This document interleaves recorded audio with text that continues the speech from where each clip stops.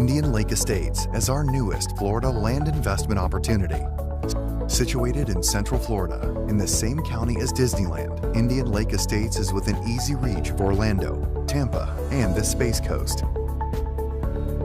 Indian Lake Estates is a gated private community covering 10 square miles right next to one of the largest freshwater lakes in Florida. Entering through the gates, you soon discover an 18-hole championship golf course, a 9-hole executive golf course, alongside tennis, pickleball, and basketball courts. And when the games are over, why not relax in the estate's 23,000 square foot clubhouse, have a drink at the bar, or dine in the restaurant looking over the golf course. On the western side of the development is Lake Walk on Water, a 14 square mile translucent freshwater lake that is every fisherman and boater's dream come true. And once at the lake, you'll discover the longest freshwater pier in Florida, a perfect spot to fish or just watch the stunning sunsets next to the abundant wildlife. Indian Lake Estates boasts a variety of half-acre buildable home sites extending from the golf course to the lake, including lake access canal lots. All lots come fully deeded as well as inspected for wetland and flood zones. Owners can use all the facilities without having to build. Caledonian offers a limited number of buildable lots with significant investment growth potential.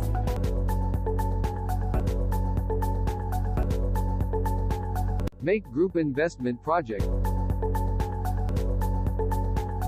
Indian Lake Estates as our newest Florida land investment opportunity. Situated in Central Florida, in the same county as Disneyland, Indian Lake Estates is within easy reach of Orlando, Tampa, and the Space Coast. Indian Lake Estates is a gated private community covering 10 square miles right next to one of the largest freshwater lakes in Florida. Entering through the gates, you soon discover an 18-hole championship golf course, a 9-hole executive golf course, alongside tennis, pickleball, and basketball courts. And when the games are over, why not relax in the estate's 23,000 square foot clubhouse, have a drink at the bar, or dine in the restaurant looking over the golf course. On the western side of the development is Lake Walk on Water, a 14 square mile translucent freshwater lake that is every fisherman and boater's dream come true. And once at the lake, you'll discover the longest freshwater pier in Florida, a perfect spot to fish or just watch the stunning sunsets next to the abundant wildlife. Indian Lake Estates boasts a variety of half-acre buildable home sites extending from the golf course to the lake, including lake access canal lots. All lots come fully deeded as well as inspected for wetland and flood zones. Owners can use all the facilities without having to build. Caledonian offers a limited number of buildable lots with significant investment growth potential. MAQ Group Investment Project. For more inquiry, call us at +1 561 392 4800 or visit our official website www.maqgroup.com.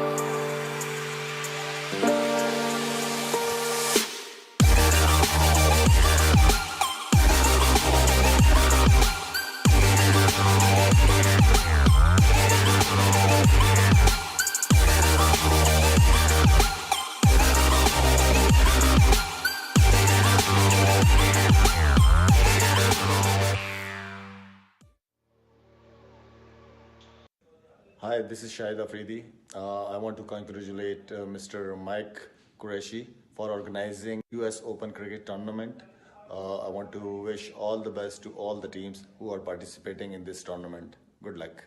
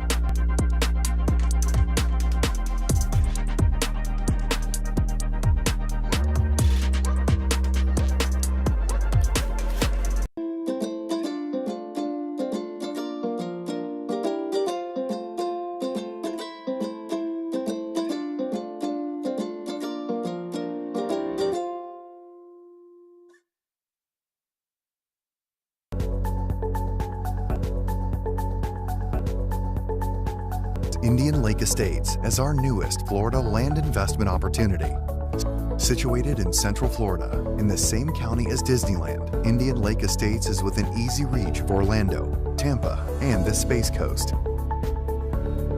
Indian Lake Estates is a gated private community covering 10 square miles right next to one of the largest freshwater lakes in Florida. Entering through the gates, you soon discover an 18-hole championship golf course, a 9-hole executive golf course, alongside tennis, pickleball, and basketball courts. And when the games are over, why not relax in the estate's 23,000 square foot clubhouse, have a drink at the bar, or dine in the restaurant looking over the golf course. On the western side of the development is Lake Walk on Water, a 14 square mile translucent freshwater lake that is every fisherman and boater's dream come true. And once at the lake, you'll discover the longest freshwater pier in Florida, a perfect spot to fish or just watch the stunning sunsets next to the abundant wildlife. Indian Lake Estates boasts a variety of half-acre buildable home sites extending from the golf course to the lake, including lake access canal lots. All lots come fully deeded as well as inspected for wetland and flood zones. Owners can use all the facilities without having to build. Caledonian offers a limited number of buildable lots with significant investment growth potential.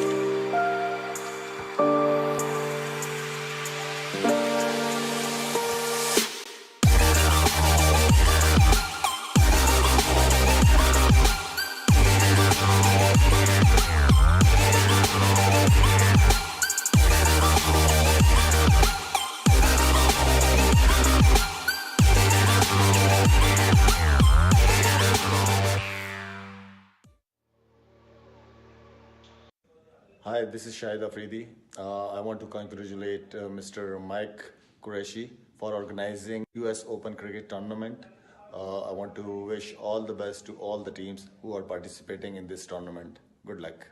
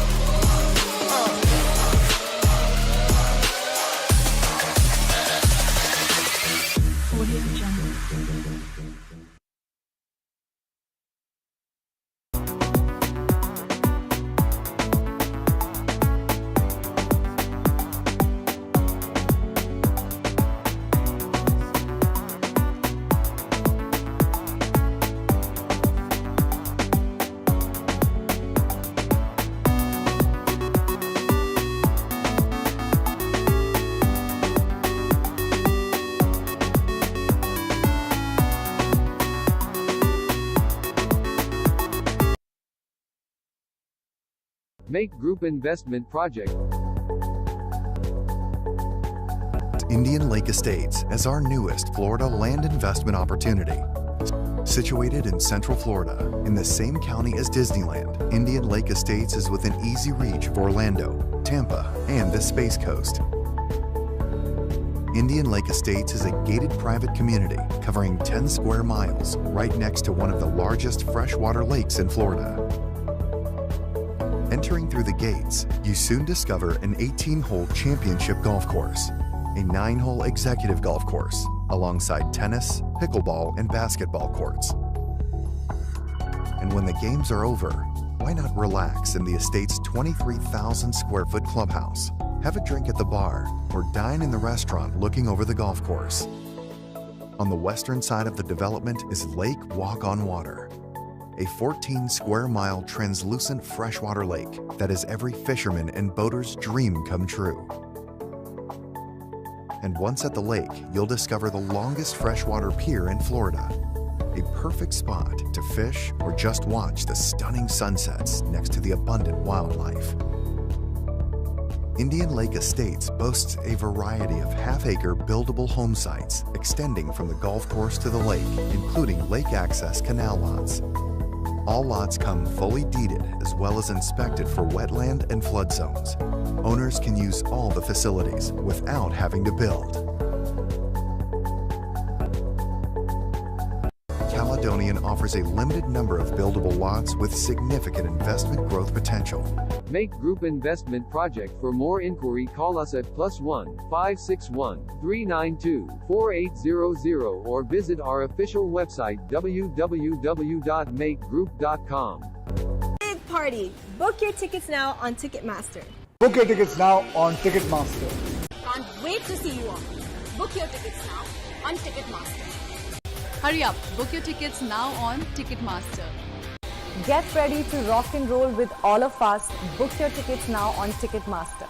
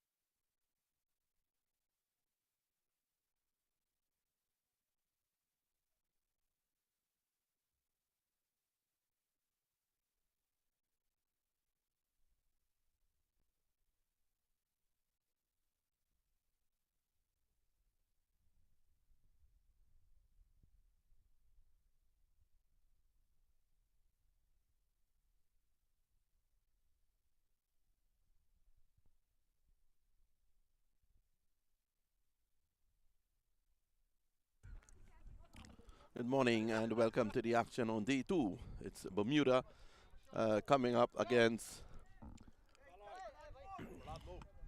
the Dragons, and a really poor effort there at mid-on. Can't understand what the fielder was doing. He'll definitely not be selected on the United States national soccer team. All he had to do was to bend down. You can't be giving away easy runs like this, especially against a Bermuda team that looked well oiled yesterday.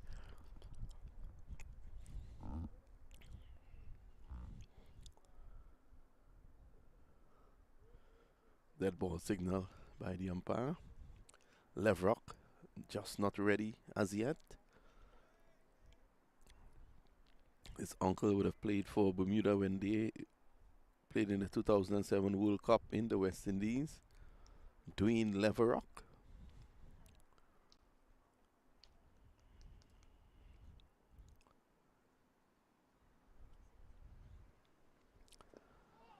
This is pushed away on the offside. That's one more. So the Bermudan team were winning yesterday. Really good effort by them. They had the Rebels on the run, bowling them out for 48.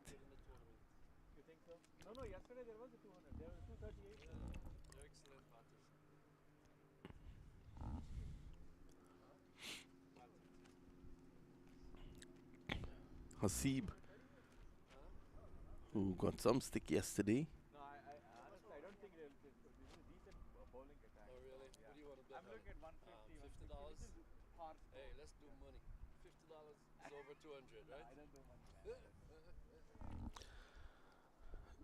Free.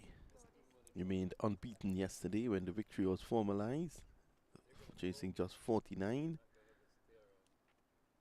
Oh, this is a lovely shot through the offside for 4. Beautiful shot. Over-pitch delivery, and he just transferred the weight onto that front foot. And after that, it was all 4. So that's the first boundary of the day. What a lovely shot to get the action going on day 2. Look at it.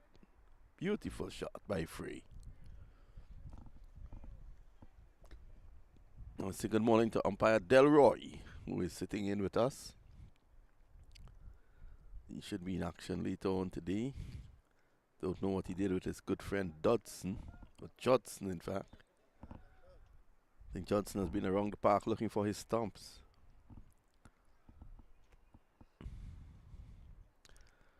So Hasib will learn quickly that you can't overpitch on this track.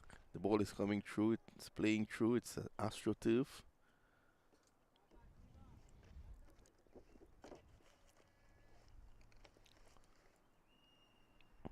There he is again. This one crashing into the part of Free. As I say good morning to my friend Douglas. I hope all is well. Good morning, Douglas. How are you? It's a bit cool here this morning, man. Isn't it? How was your night? It was quiet. My 65th birthday was very quiet. Yesterday was your birthday? Yeah, but I weren't telling you because I didn't want nobody to hear all of that. Happy belated. Thank you, thank you. Edge the way down to third man. That's one more. Well, your team gave you a perfect birthday gift yesterday. It was a good start to this competition that's broadcast all around the world, actually. You know, finding out last night how many people were tuned into it. It's amazing. So it's Hasib to continue. 8 in the over so far. Good start here by Bermuda. Levrock, the man with the red shoe. He's on strike. Free getting proceedings going with a beautiful off drive for 4. He's back looking to cut, pulling away. And that's a naughty shot. At the end of over number 1, it's 8 without loss. More thoughts from Douglas. Yeah, this young guy, Berlin here, was he the one, I think, in the practice match we played? What's today? Saturday, Friday, Thursday, I watched him. I umpired a little bit, and he didn't look too bad. I don't know his name here. The one that just finished. Hasib. Hasib. Yeah. What's his background? Well, to be honest, I don't know much about him. Right. All I know is that he is from North Carolina. So, like we said yesterday, This tournament brings persons down to Tampa from all over America. Good. So this team is based in North Carolina. They lost last night to the Tampa Tigers. Now the number 1 seeded team, is that Tampa Tigers? I don't think they seeded any of the teams really. No. I think the favorites in this group might be Bermuda. Now this evening we're slated to play the Tigers, I think it is. Yeah.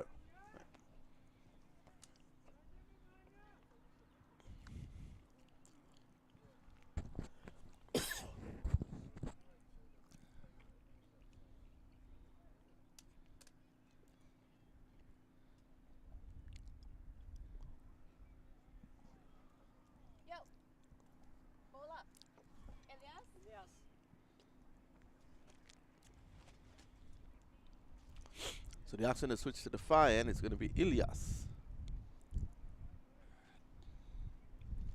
It's pretty cool here this morning. Our cameraman, Richard Chin Fat, is all gloved up.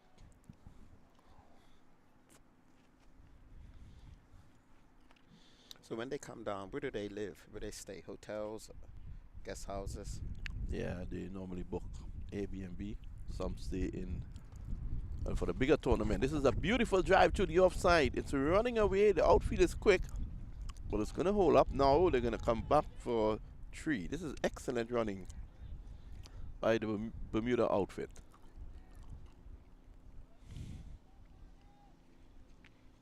For the bigger tournaments like the US Open, that takes a more professional outlook. They normally stay in hotels where they can use the conference room for meetings and stuff. Tournaments like these, though, sometimes it's just about staying in an Airbnb. This team, actually, they are renting out of Orlando and driving here every day. Orlando. That's what, 5 hours away? I don't think it's that far, but probably an hour. Okay. I don't know. I don't know the exact. Okay. Our statistician Chelsea says it's 45 minutes. And that's 4 through the offside. So the runs continue to flow here against the Dragons. 15 without loss. I don't know the exact distance between Wesley Chapel and Orlando. But trust me, Doggy, it's the same distance from Orlando to Wesley Chapel. All right.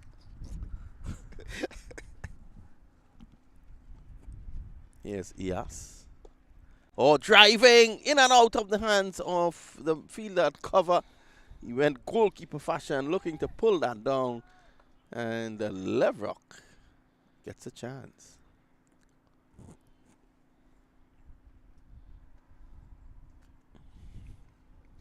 Just to remind you, you'll hear me referring to Douglas. He's the high performance director at Bermuda Cricket.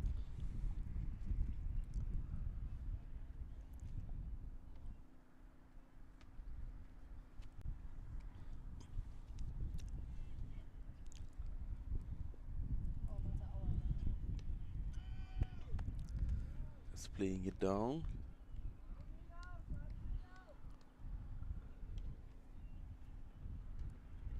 Say good morning to our producer Roddy Lalman from SC Tech Productions.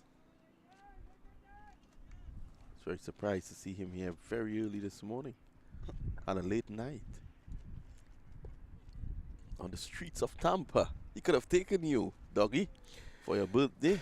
Oh no, 8:30, out like a light. I was out heavy the night before with the guys, you know. But you were last seen leaving the area here with some very special drinks. Yeah, it was just some beers, but the guys didn't like a lot of the beer. It was some type of beer they didn't like. Modelo? Yeah, a light beer. Yeah. Light. So it was just a couple of beers after the game. What's the, you know, every country you can associate a beer with. Like in Trinidad and Tobago, it's Carib beer. Yes. You know, you go across the Barbados, it's Banks. In Guyana, it's Banks. In St. Lucia, it's the Piton. In Antigua, it's Wadadi. What's it in Bermuda? anything that comes. Mostly Heineken. Yeah. The most drank beer in Bermuda is something called an elephant beer. Elephant. Yeah, Bigfoot. It's Bigfoot. Yeah, yeah. There's a brewery there? No, no brewery. You'd think so. The story is told that the beer makers came to Bermuda to find a special bar or was a shop. Oh, beautiful shot there for 4. Just helping it around, not overhitting it there. And Hasib bowling down the wrong line. Lovely shot by Levrock. Yeah. He understood where the fielder was. I was able to get it down to long leg for 4. Yeah, the story is told that the brew makers, the producers of elephant beer, came to Bermuda to see a particular shop that sold the most elephants in the world. And Most elephants in the world? Yeah, this was a place on Court Street. So the most elephant beer in the world. Wow. I must have one of those when I come down there. Whipped away, threw mid on, running away to the boundary, and it gets there. So another boundary, left rock and free, really dealing with them here at the moment. Yeah, my advice to you, if you come, and if you have one, that's fine. We have 2, be careful, because people are known to climb walls after 2. Wow, has to be a very strong bear. Okay. I will bring down my friend Richard Chinfat down there to test it out. Let's see how many walls he can climb. 25 without loss. This is the 3rd over.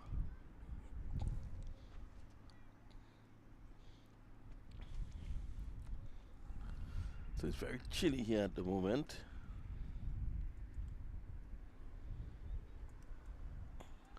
Totally different weather from yesterday. I think it's a bit of a breeze today.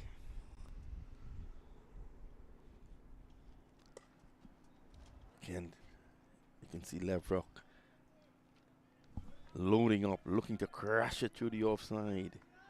I think he's set. He's well in here now, Levrock. He's on to 16 of just 9. Free, the elegant free. He's on 9 of 6. Keep seeing Levrock look at his bat. I don't think he's hit one clean yet. But one wonders if he hits it clean, it might end up in Orlando. So the Bermuda boys last night, they would have celebrated the high performance director's birthday. That's Douglas.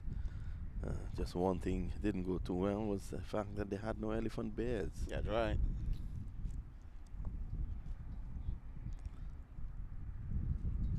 Slow delivery, but a full toss. Whipped away nicely. Beautiful on drive.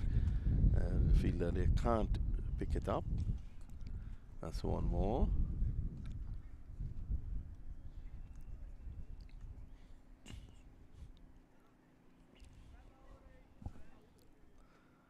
Let's take a closer look at the run-up of Hasib. I think he's struggling with that run-up.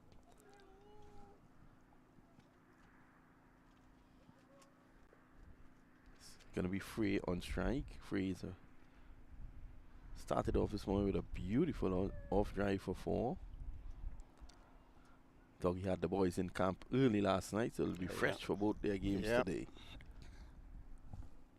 There's Hasib. And just about there, you can see him trying to gather. He's making some very small steps. And Frey would be disappointed he didn't deal with that full toss in the appropriate manner. Yeah, so he's not transferring that momentum nicely. He's just gathering up to the crease to bowl. And I think it's showing. None for 18 of his 2 at the end of 3. Yes, we'll have more thoughts from Douglas as we continue to bring the action here. Bermuda 27 without loss. Yeah, with his run-up, you picked up on a good point there. His steps actually got smaller. Yep. So I'm wondering if it's the surface, because it's mainly a lot of sand-based outfield here. So I'm wondering if it's that there challenges him a little bit, or he just needs a bit more work with his gathering and following through. Yeah, I think the issue is the gather. You can see him starting off well, and then his steps becomes very small.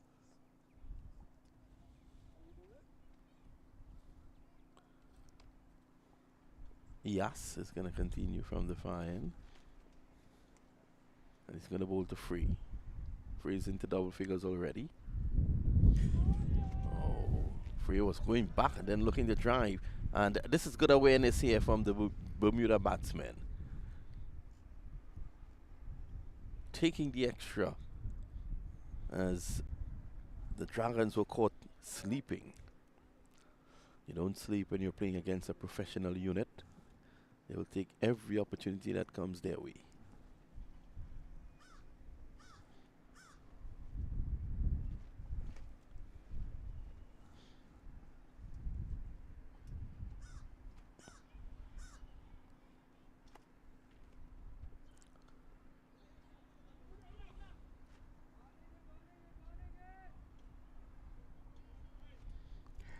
Number 3 bat, Trey Mendes is anxious to have a hit today.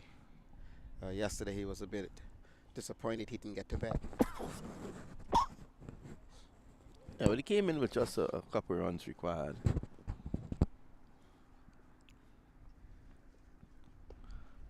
This is played away over mid-wicket, running away again. Free not really getting hold of that one. I think he should have done a lot more with that. He just held the shot back. There was no one at deep mid-wicket.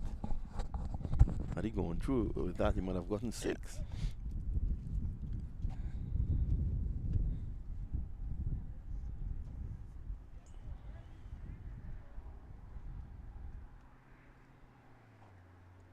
So the sun is out in all its glory this morning, but yet it's very cold.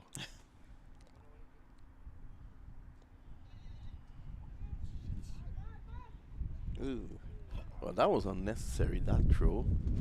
Free was already in his crease. Can't understand why he made that throw. Probably he's not happy with the wicketkeeper.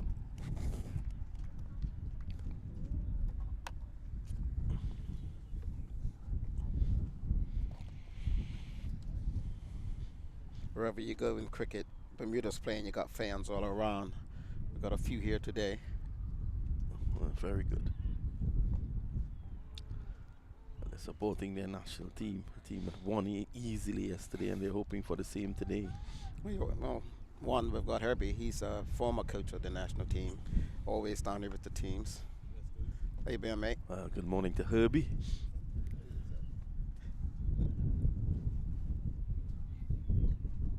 And you got one of our top groundsmen.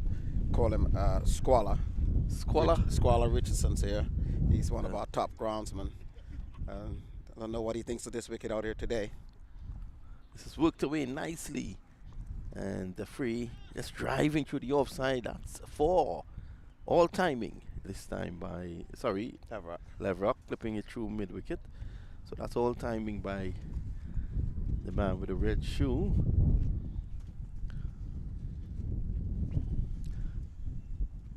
I'm sure that your groundsman has never seen a pitch that is so green. I'm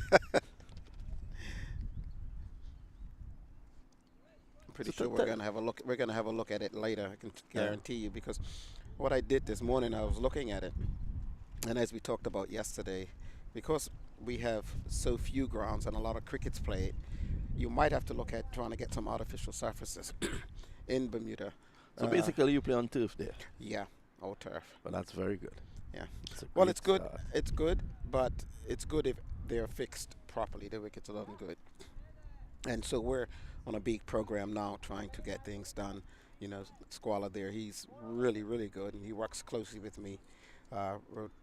Took on the National Sports Center at the moment, preparing that for September. So we're got programs for that there to get it ready. Yep.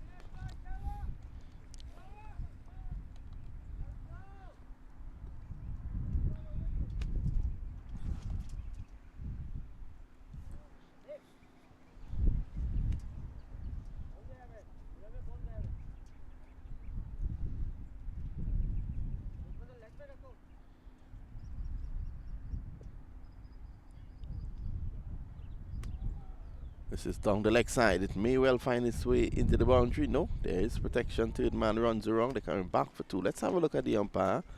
He's the man in focus now. Signals wide, so that's 3 runs.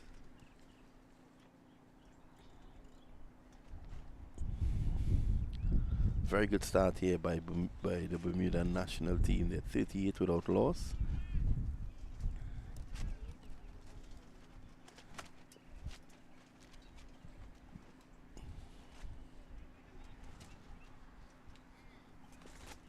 Well, it should actually be 41 now.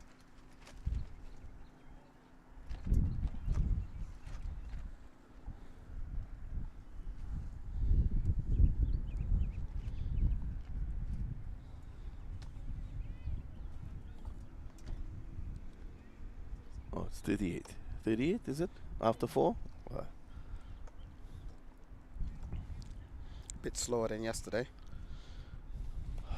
I think yesterday they won the game just after 5 overs, chasing 49. Oh, struck away by Free. Again, not getting hold of it.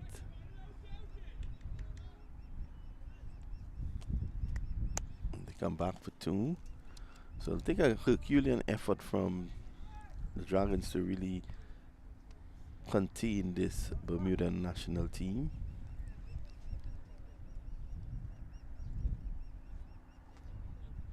Bermuda's going to do good if the ball's coming onto the bat. Our batsmen enjoy that. I think all batsmen do. But if you got a bit of turn, it sometimes creates a bit of bother.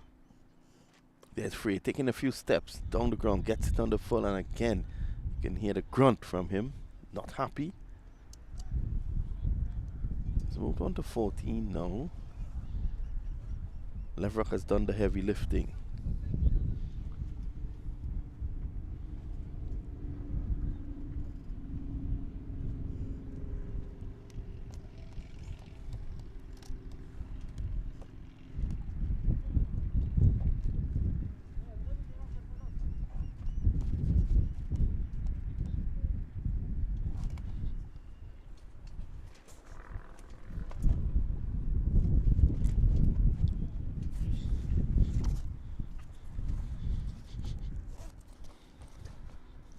Slow delivery, and he's dropped. So Tariq putting down a cotton ball chance. Let's have a look at it. You can see a slow delivery, and there was a Leverock on driving, and it would have been a good catch. It was very low.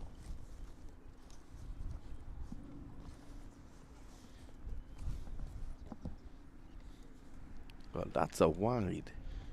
That was ball off the pitch. That should be called no ball. Let's wait. They go back for 2. There's a comedy of errors out there. The umpire signals wide, but that should actually have been a no ball because it pitched outside of the pitch.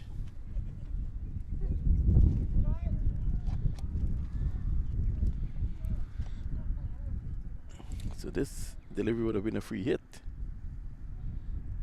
Driving down the ground. Well, that's a magnificent hit indeed. Fielder just been able to keep it in play.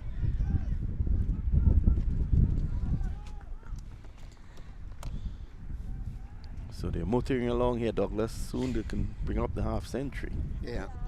Should have picked up 2 on that one, actually, because he hit the ball expecting it to go, and he just stood there. There he was so ball it's one watching. of those things we need to just brush up on a little bit. A man who deals with high performance would definitely pick up that. Yeah. Because that 1 run could mean a big difference down there in Argentina.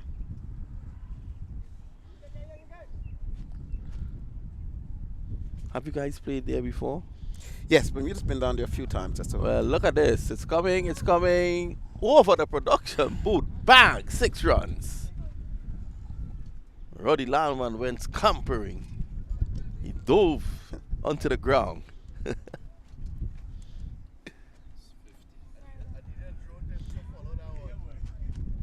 That was really well played by Taryn. He's planted his front foot down. Well, our cameraman Richard Chinfrat, who's an expert at following those balls, he's telling us that you needed a drone to follow that. That's a good hit there by Free. Magnificent. One delivery to go in the over. I think they're still searching for the ball. They may have to call Uber to bring back that. One of the questions was asked to me yesterday, the size of the ground. I think because the guys have been working out a lot and they got these expensive big bats, they're hitting them long. So the question was asked, well, Douglas, what size are these grounds? Are we playing on small grounds? But this is a fairly large ground. So if we look at this ground, for the folks back home in Bermuda, we'd say it's size of St. David's ground, Somerset Bridge, the boundary. So they're pretty well big boundaries.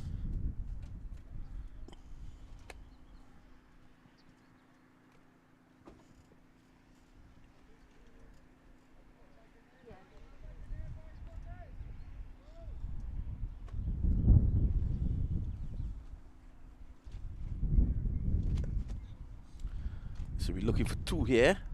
It was well placed by Free. This is excellent work.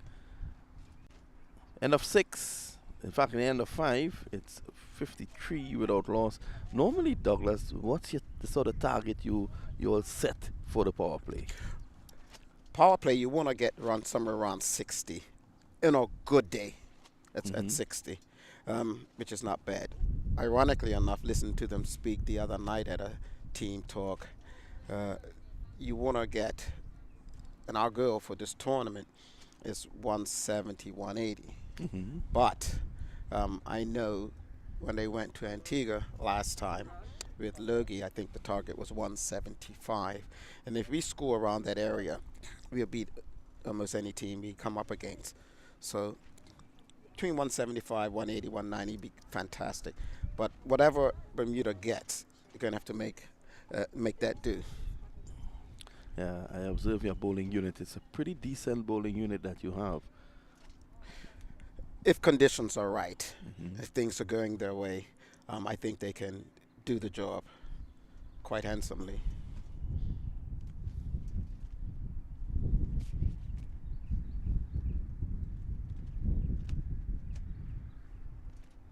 But I'd like to see them get tested this morning. I'd like to see, 2 batsmen of this team get stuck in to put some pressure on them.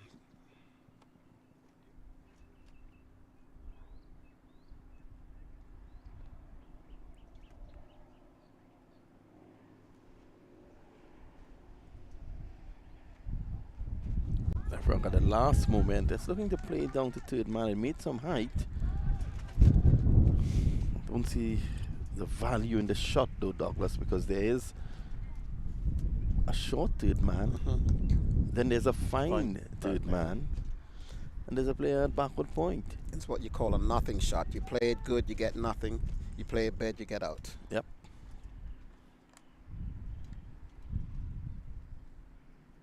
Oh, this is better. Clipping it fine and Free. Good running by Free. He was already up at the striker's end.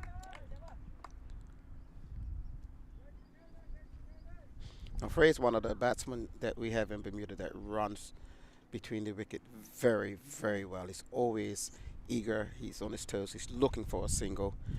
He does that excellent. And when he's with Trey, the number 3 bat, they're awesome.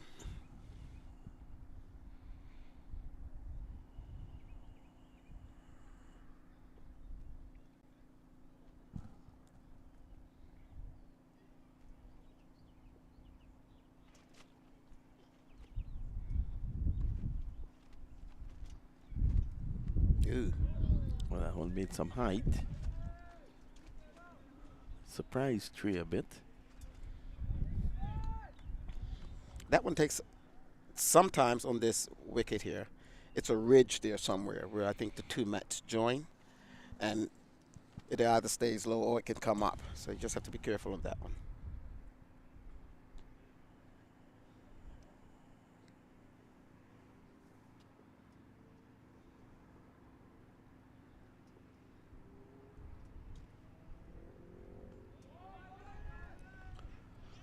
Good call. Good call there by Left Rock. It was his call.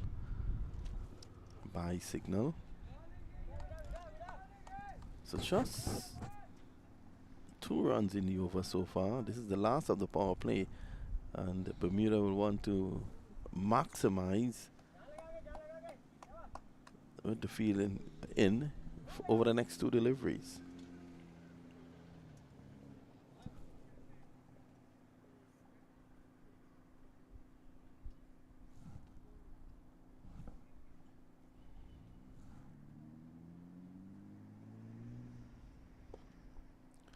Oh, this is well played by Leverock. That will go into the boundary and just picking it up inches from the ropes. They're going to come back for 2. So Leverock is one of those batsmen who doesn't hold back. Goes through with his shots. No half measures with him.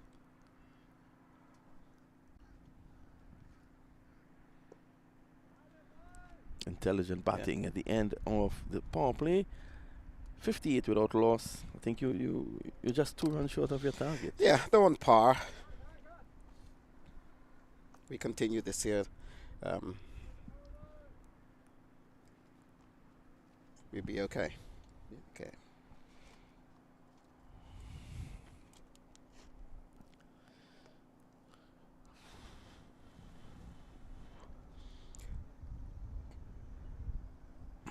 Sitting next to me is tall gentleman Bent, who yesterday is looking to get some of Bermuda youth teams down here.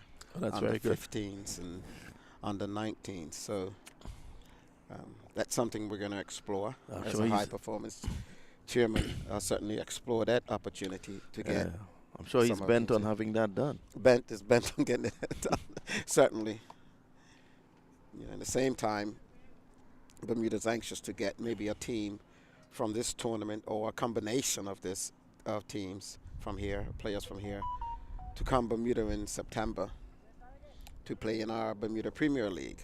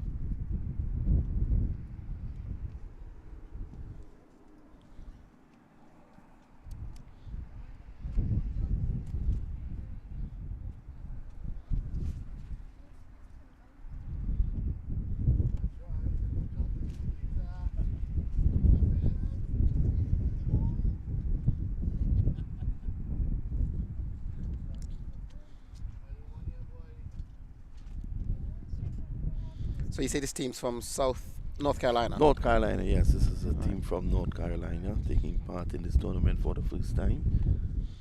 So North Carolina to Bermuda is not far.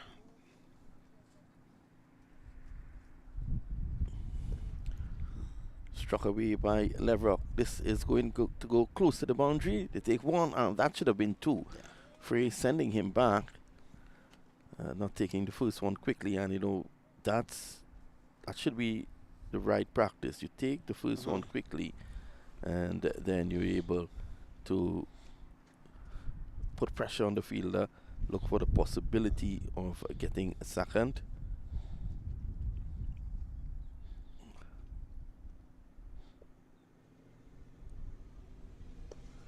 This is coming our way again, and it could be out. Well, he fumbles it, Hasib, and then takes the catch. And that's the end of free for a well-played 22. It's now 60 for 1.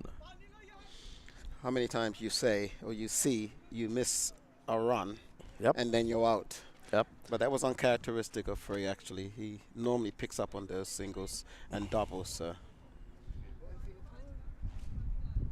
I'm sure that you'll be taking a note of that when you speak about high performance. Yeah, he's already taken a note of it. He knows. He's a pretty smart boy. He's got that calculated already.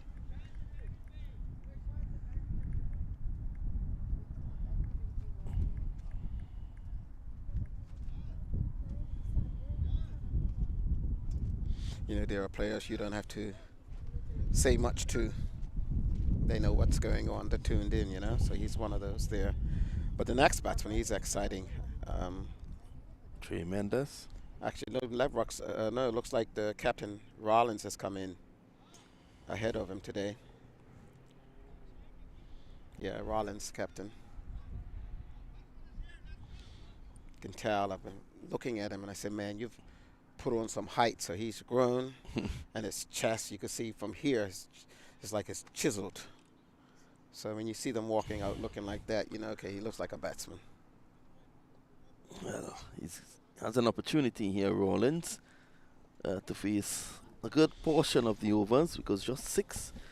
We're in the 7th.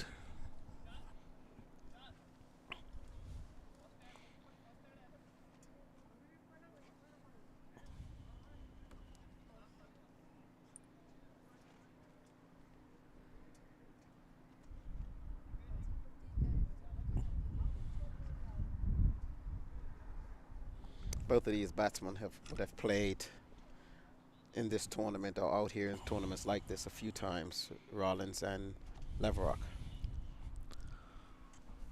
Rollins is a man who plays at the US Open as well. He's feeling one onto the bat. Tell us a bit about Rollins in terms of his prowess as a batsman. We know what he can do with the ball.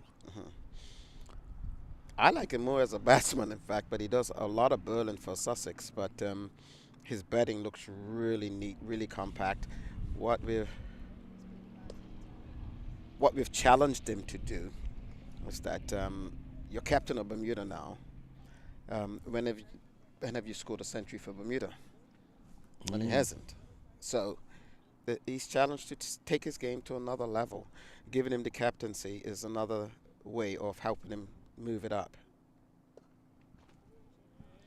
But he's a professional. He's a professional, thinks constantly the game. When you say Sussex, is that a local team or is that That's a county team. English county? Exactly. So he plays for Sussex in the English county. Wonderful.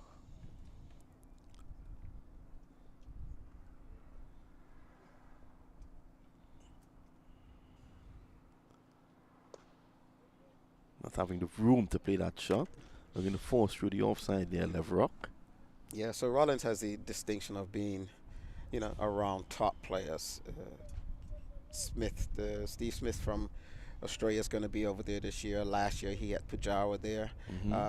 Archer is his good friend he plays with, and Jordan. So he's around good company, and a lot's rubbed off. You just listen to him talk. We're trying to encourage him to speak. He seems to be quiet in meetings, but when he does talk, it's like, okay, you listen. Yeah. The last meeting we had, he just was quiet, and when he spoke, everyone silence, and it makes a big difference. And I enjoyed that session there, you know.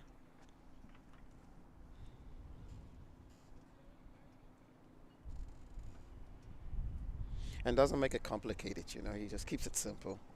And sometimes we try to put this theory into batting and this theory into bowling, and no, it's not that deep. Just keep it simple, and he puts it across that way, you know, versus the Australians going down to India, and they got all these theories how they're going to bat Ashwin and how they're going to do this and how they're going to do that, and at the end of the day, you just got to get ball on bat. That's all. Yeah. This is how the West Indians played the game in the 80s. Getting ball onto the bat, and my word, they did that.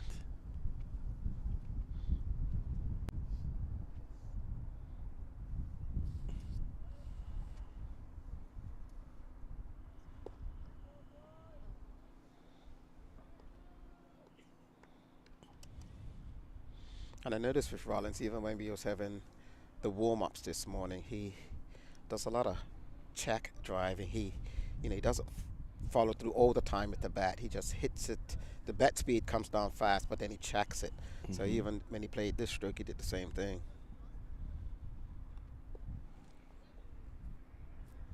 It's a good shot there by Leverock. Can't be shorted, man.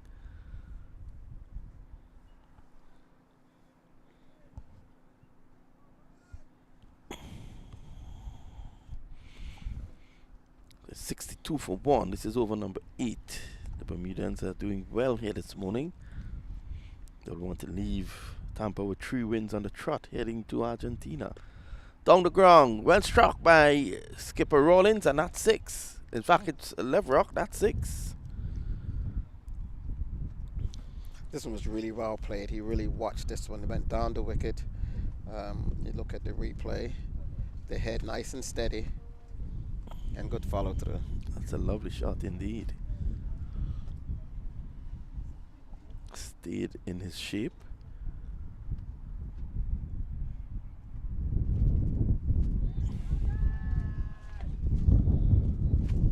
Head in the air. Is losing his shape now. Yeah.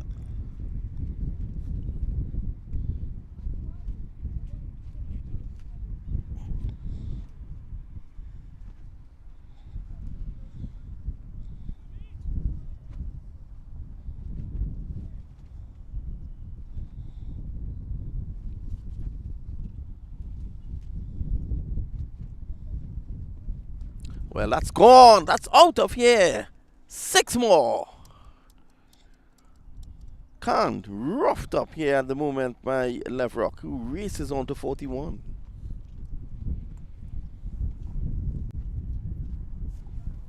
I think we've got to work on, getting him to go even further. He'll get you to 40 odds.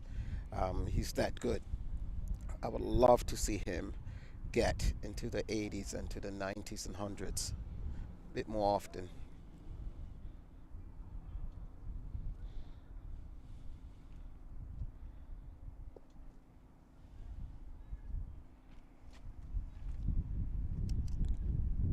But last summer he played for Bermuda in Uganda and Jersey, and he had to shoulder a lot of the batting himself. So it was probably a big challenge for him. But when he's out there batting with Rollins, I'm sure the knowledge of Rollins will transfer over and help guide him through. So I'm looking for that type of combination on this tournament for both of them to go take their game higher. They're two good players that I think should be playing more T20 competitions around the world, but I think you have to make the runs to get out there. So I hope this tournament, this one here and in Argentina, they are able to break through. Well, one of the things that helps with that is the broadcast. Yeah. You know, you can take this broadcast into the living rooms of everyone, anyone who's willing to watch. Yeah. And now the numbers that are normally racked up on MAQ TV, they would see this man Leverock and take note of him. Right. So this is an excellent opportunity to showcase their talent. Slow delivery, and he muscles this away down through cow corner for 4. And see, this is one of the things that the organizers of the tournament said to Bermuda. Said, listen, you get your guys down here, we can get them showcased. We can get them out there to the public. Well, you would know that because you were well showcased yesterday. So the more Bermuda players play this type of tournament, you know, everybody knows the Rollins, everybody knows the Leverock, but we're talking about the rest that can play here. Free Mendez and these guys. Exactly. And to the listeners back home, the players that are not playing. Oh, this time he gets under it. He could be in trouble. And he's dropped. Well, he gets his 3rd life this morning. And he moves on to 48. Just getting underneath that one and not getting the distance. He got the elevation.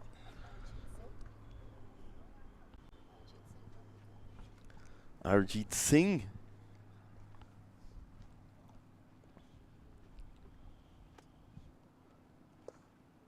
Rolling, just closing the face on that one, keeping it down. Yeah, so I'd like to throw this out there to a lot of the players back home that didn't make this squad, that the opportunity is there for you as well. Good under 19 players and also senior players, opportunities to come out here and play. Oh, lovely. That's his half century. Magnificent stroke for 6. Left rock. 53 of 29. What an innings by the young man. 5 fours and 3 sixes in this half century. And the 3 sixes have all come within the last 8 balls.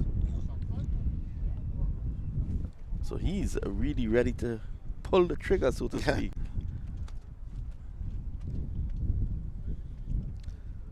And he's under the watchful eyes of the high performance director Douglas, who will be, I think you'll be happy with this knock, Douglas. Yeah, I'm happy with him. I know he could. This is his game. He can do this here.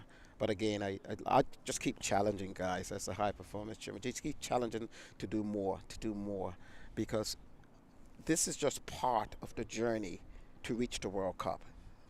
This is just one little step. So we get through this step, and then we get through Argentina, and you go back home, and we get through our Bermuda Premier League, and then we're up against Argentina and Canada, and we get through that. We are going to be delighted. Just want to wish you all the best in that journey. Driving straight down the ground, powerfully. That's 6 more. 4 sixes of 9 deliveries now. Well, well, well. Lever Rock has decided to explode. Look at the Dragons. They look helpless and hapless. Dragons need a bit of fire. Yeah, well, they have a lot of fire in terms of the arguments, but they need to transfer that onto the field of play. They argue for everything. Back and, oh, just didn't get hold of that. Played a bit too early. It's the end of the over. Tariq will be happy that over has ended. 3 overs, 1 for 39. And at the end of 9, it's 93 for 1. They're going over 10 and over here. If they continue, Bent will be in the winning, because Bent bet that they're going to get over 200.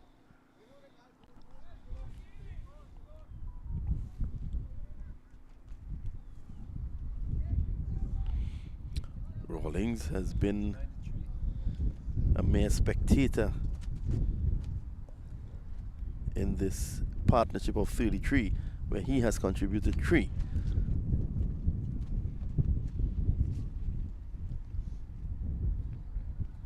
Four sixes of the last 10 deliveries by Levrock. He's on fire. And Rawlings, with all his experience, I think what he'll be looking to do here, Doggy, is to give him the strike. Of course, of course. And then if he goes, then Rawlings will kick in. It's very windy. It's not helping with the temperatures here this morning. Seems to have gotten colder here. Yeah. Coffee in a box.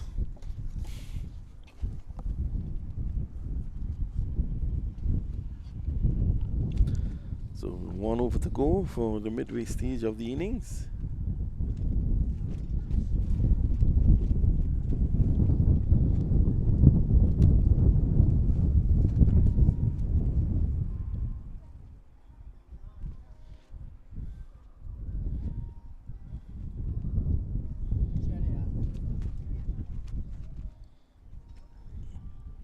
Khan making some height, getting some height there. He's gotten some disconcerting bongs from that end.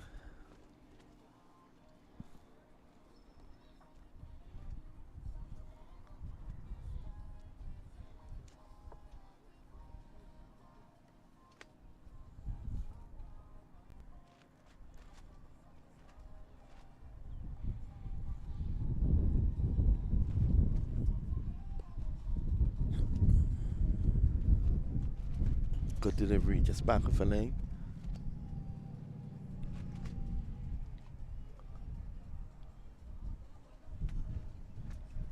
I'm hearing some soca in the background.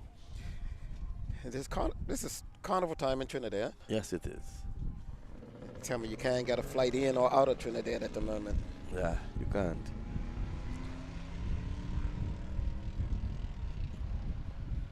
That's a good shot by Rawlings. It was short and he still was able to keep it down. That showed his class. He went down the wicket, the ball was short, came up, and he still had the ability to hit it down on the ground. Yeah, he was able to roll the wrist over that, which was good.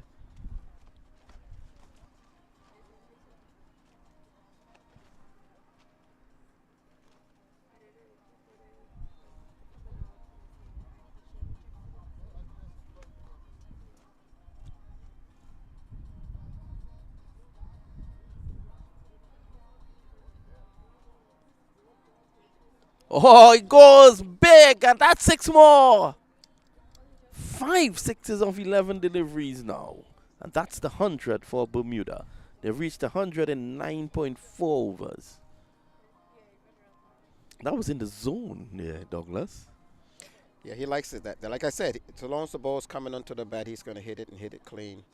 You know, he started out, it wasn't middling pretty good, but now he's got the groove in there. He's warmed up.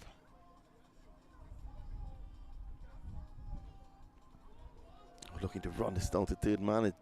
He edges it just short of the wicketkeeper. You won't call that a chance. That's a good little slower ball there.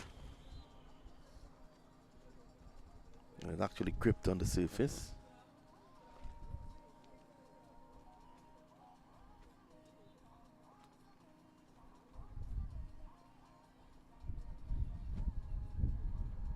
Well, just going down the ground. Looking to hit that somewhere onto the main street there. And that's it. After 10, it's exactly 100 for 1. We take a short break. We'll be right back. Yeah. I think he's going to be higher.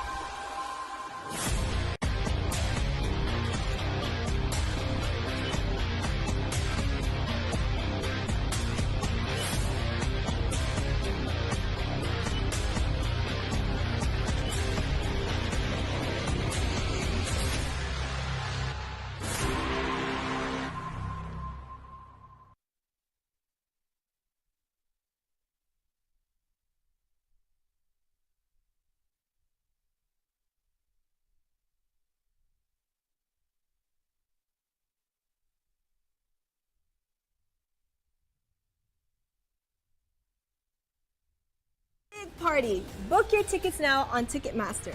Book your tickets now on Ticketmaster. Can't wait to see you all. Book your tickets now on Ticketmaster. Hurry up, book your tickets now on Ticketmaster. Get ready to rock and roll with all of us. Book your tickets now on Ticketmaster.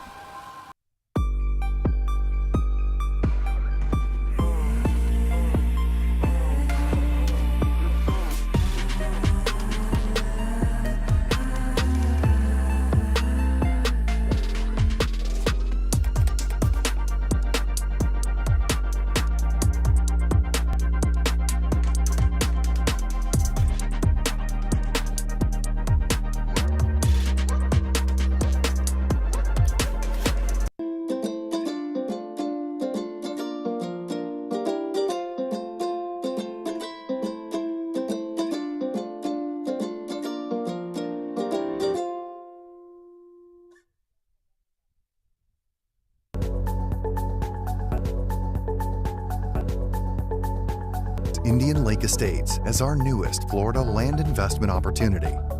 Situated in Central Florida, in the same county as Disneyland, Indian Lake Estates is within easy reach of Orlando, Tampa, and the Space Coast. Indian Lake Estates is a gated private community covering 10 square miles right next to one of the largest freshwater lakes in Florida. Entering through the gates, you soon discover an 18-hole championship golf course, a 9-hole executive golf course, alongside tennis, pickleball, and basketball courts. And when the games are over, why not relax in the estate's 23,000 square foot clubhouse? Have a drink at the bar or dine in the restaurant looking over the golf course. On the western side of the development is Lake Walk on Water, a 14 square mile translucent freshwater lake that is every fisherman and boater's dream come true. And once at the lake, you'll discover the longest freshwater pier in Florida, a perfect spot to fish or just watch the stunning sunsets next to the abundant wildlife. Indian Lake Estates boasts a variety of half-acre buildable home sites extending from the golf course to the lake, including lake access canal lots. All lots come fully deeded as well as inspected for wetland and flood zones. Owners can use all the facilities without having to build. Caledonian offers a limited number of buildable lots with significant investment growth potential.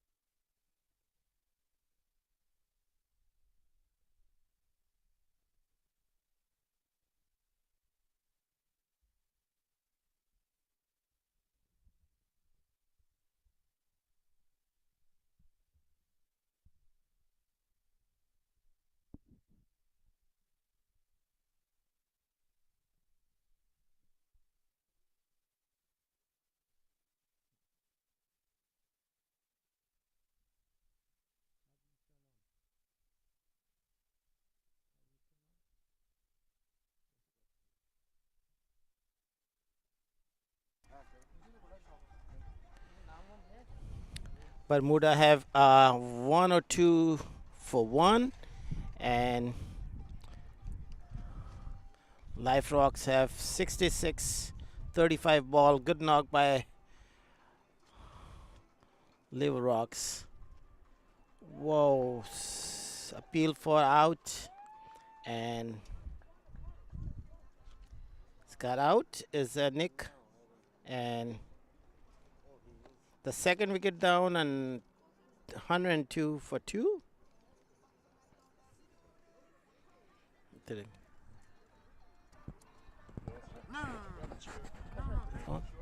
Good morning.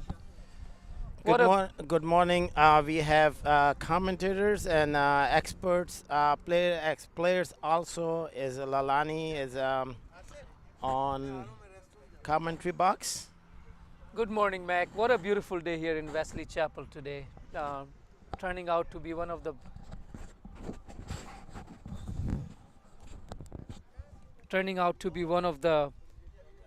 best tournaments. Bermuda national team is playing this morning, looking good. 1 or 2 for 2.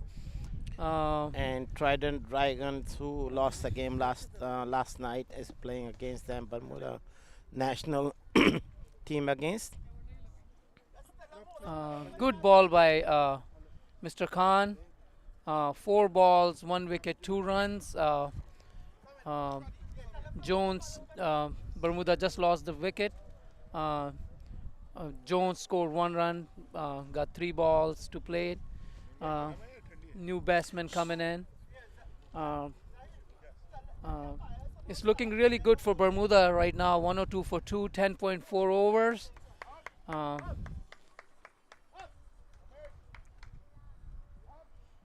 These boys travel all the way from Bermuda to play a beautiful tournament here in Wesley Chapel. Wesley Chapel MAQ started a few years back, and it's now one of the brand tournaments getting to be. Yeah, this is the 3rd year for the. Oh. Leverrock retired. Okay. Leverrock. And then that was a captain, Rollins. So both batsmen retired? I think one got out and one got retired. Rollins got out, didn't he? Yeah, Jones got out and Leverrock retired. Jones is still there. Oh, Jones there? Jones is still there.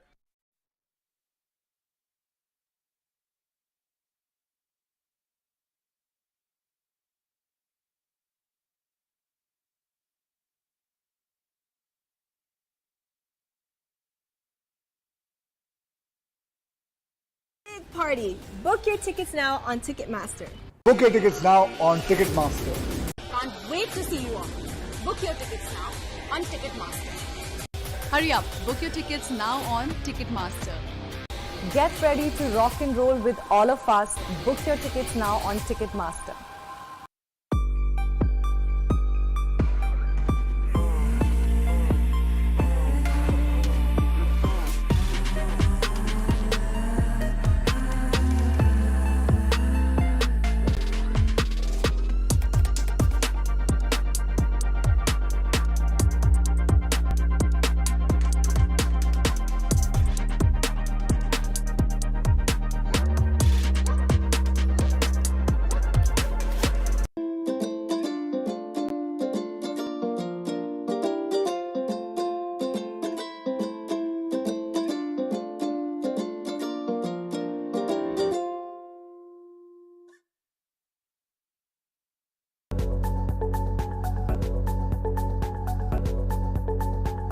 Indian Lake Estates as our newest Florida land investment opportunity. Situated in Central Florida, in the same county as Disneyland, Indian Lake Estates is within easy reach of Orlando, Tampa, and the Space Coast. Indian Lake Estates is a gated private community covering 10 square miles right next to one of the largest freshwater lakes in Florida. Entering through the gates, you soon discover an 18-hole championship golf course, a 9-hole executive golf course, alongside tennis, pickleball, and basketball courts.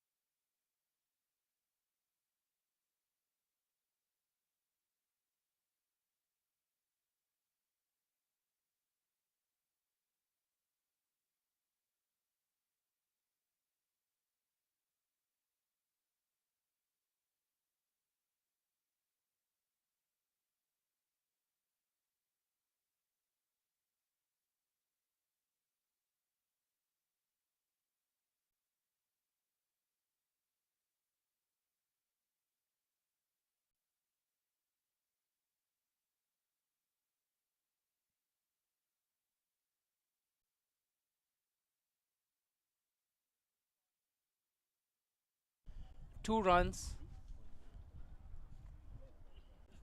Mr. Khan, 5 balls, 4 runs, 1 wicket. He's doing really good too. Nice change up by the captain of Dragons.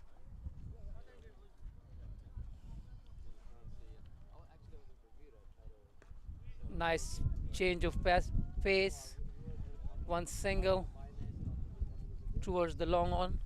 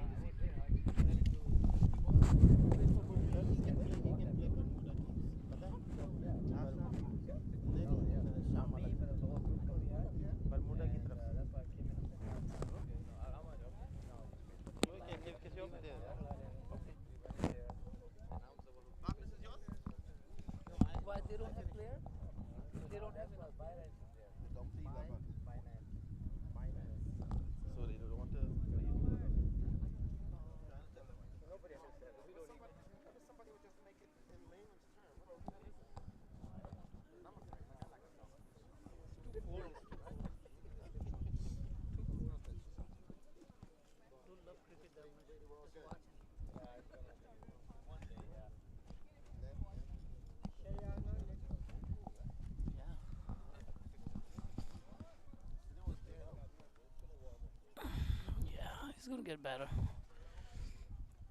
It got a little chilly here in Tampa today. Rain last night made it beautiful.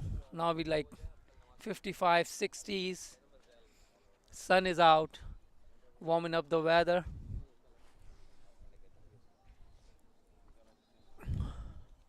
.106 for 2, Bermuda national team, 11 overs.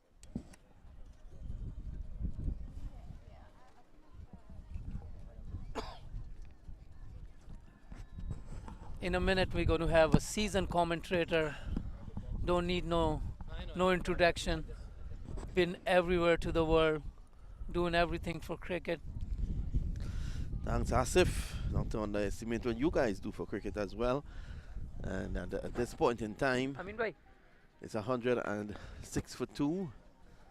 Asif Lalani is here with me on commentary. Asif, you're from these parts. I mean, the weather change, it's totally opposite from yesterday. Yeah. What caused that? Is that rain? Is that I think an hour rain? This is that kind of weather. Still, it's beautiful for the cricket, don't you think? Yeah, it's like a little breeze. It's still pleasant. Yeah, we are in like maybe higher 50s, maybe 58 degrees. I think this is the best weather you can play cricket in. Well, it's good for you, but not for guys like us who are coming from the Caribbean and guys like Zahir Khan, who's from Bahrain. 107 for 2 at the moment. And it's Jones and Sabir getting a knock. So basically what the Bermudans are doing here, Asif, is that they're giving their players an opportunity, more and more of their batsmen. So you would have seen 2 retire hurt. Well, not retired hurt, but retire just to give the others an opportunity to have a knock. I think they came here to practice for their future tournaments. Yeah. And this is a good time for them to test their down-order batsmen. Who I bet don't get really chance to bat a lot because the up orders look really, really good. You know, really fit. They were batting like really, really good.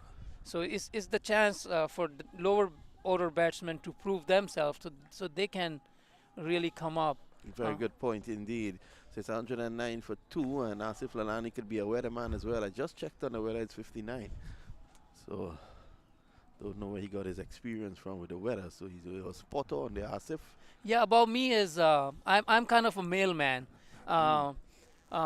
When the weather changed in Tampa, I've been here 25 some years. So when the weather changed in Tampa, I put my upper jacket but never change my shorts. That's what we live in our life. You know, so everyone calls me mailman.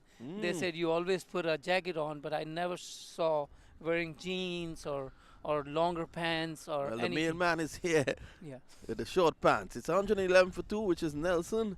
Back in the day, umpire David Shepherd in England would have hopped on one leg until that score moved. But what we have at MAQ TV is Roddy Lalman. He normally hops on one leg until the score moves from 111.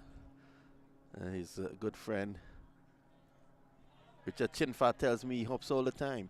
Outside the off stump, not out, says the umpire. It's a nice appeal, but umpire disagree. Umpire Ramesh been around for years and years, experience. Umpire just love the cricket. He has that beautiful sense of cricket. Always been like very helpful to the cricket community around Tampa Bay area. Always available for any tournament. His experience is outclass. He's very beautiful. Struck on the pad again. He seems to be a very solid umpire. That one was going down the leg side. What an arrangement from USA MAQ tournament. Beautiful arrangement. Grounds look really, really good. Teams came well prepared. Beautiful weather. It's amazing to be here. It's wonderful indeed. It's Jones. Again, down the leg side. Change. Bowler change pace, down leg side. Umpire called a wide. So right now Bermuda still is, it seems 112 for 2. He's finally moved the score after 11.5 overs. What do you think could be a good final score here, Asif? I would say 180. The way they're going, seems like after retiring those upper players, I think these players are taking a little time to go on and get the big shots on. Right now, I see they're just rotating the strikes, single doubles. So that's not a bad tactics. 8-10 runs from here every over, maybe 180, I think. Yeah, well, who stood out the mailman? He got the weather right. Let's see if he gets the score right as well. So we're enjoying day 2 here in Tampa. 3 matches today, and we are going to see action throughout this weekend, the President's Cup. I heard my team got out for 48, 50 runs last night, the one I played for years and years, Tampa Rebels. Yeah, they were destroyed by Bermuda. This is a nice shot down the ground, checking the drive, and had he gone through with the shot, he could have been out caught. So that's one more, and Asif was right in saying that these 2 new batsmen, they're just feeling their way around, looking to get the singles and looking to settle before they can start to play their big shots. They need to get the pace and bounce of this track, and then they'll be able to move the score along in a much more rapid manner. At the end of 12, the latest score is 113 for 2.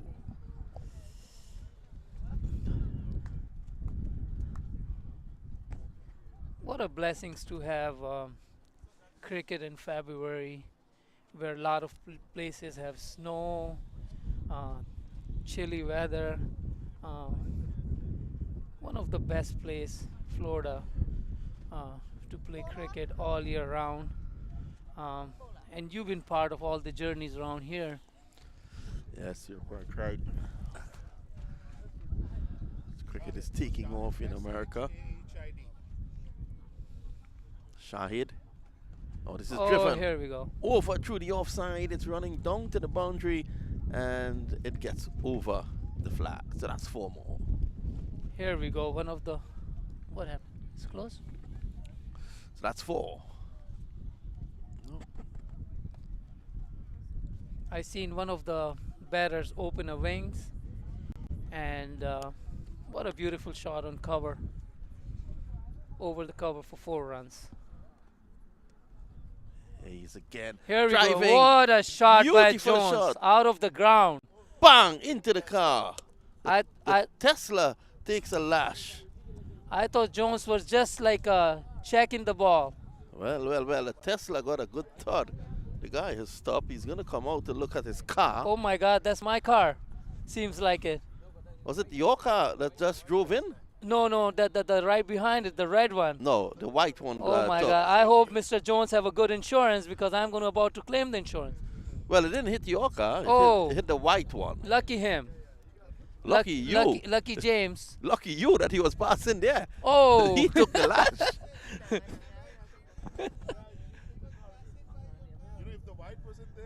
He would have hit my car. Oh, wow. Oh, Jones is ready to get some runs here in this over. So this is like already 12 runs in 3 balls.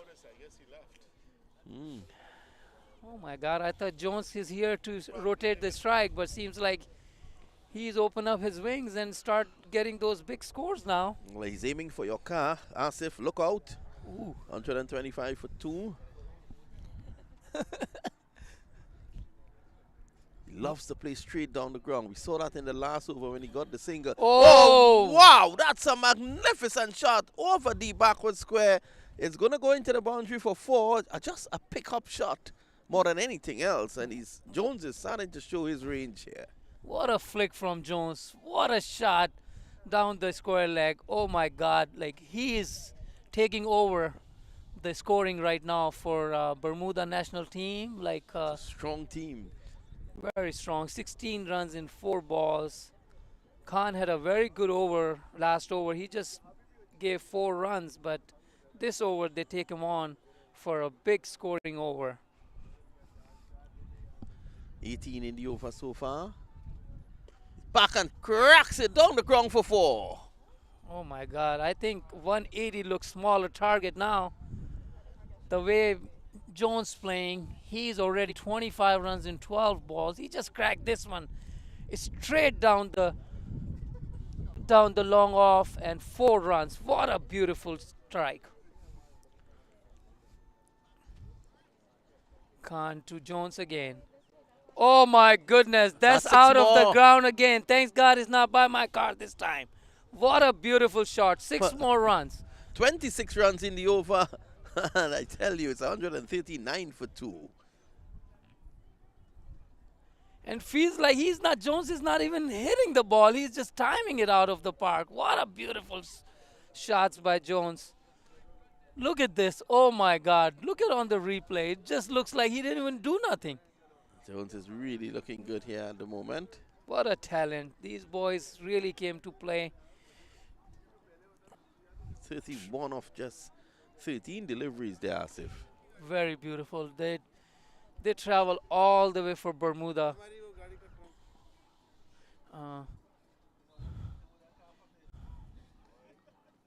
Guys are now moving their vehicles. Asif Lalani has sent his keys with MAQ. The trunk is open. We have one of the travelers travel all the way from Houston, Texas, lives in Miami just to watch the beautiful tournament. One of the supporter of the MAQ, supporter of the cricket.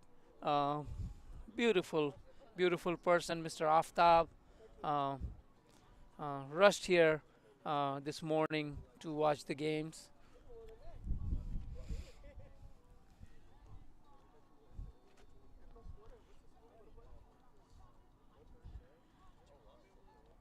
So pressure here, pressure. 139 for 2. 7 overs to go. A partnership of 37.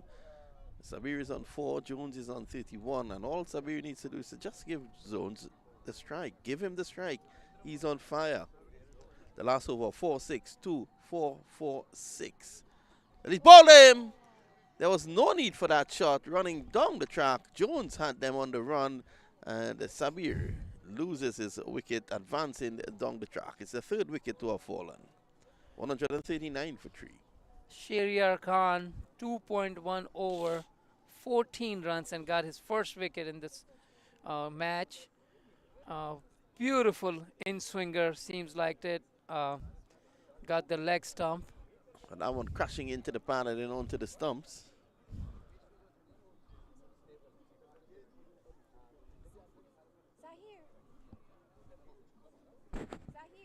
Zahir bhai, Aftab भाई को bag चाहिए.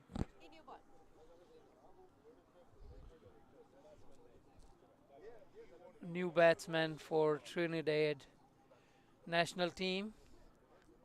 Well, Bermuda national team. Bermuda. Asif. Oh, wow. I didn't have my coffee this morning. I'm so sorry. Bermuda national teams it is. And he looks ready to take over the scoring part for his team. 139 for 3, 13.1 over. Current run rate 10.6. Well, at that run rate, if they can maintain that, they'll get over 200. Yes, seems like 212 runs if they go with this run rate.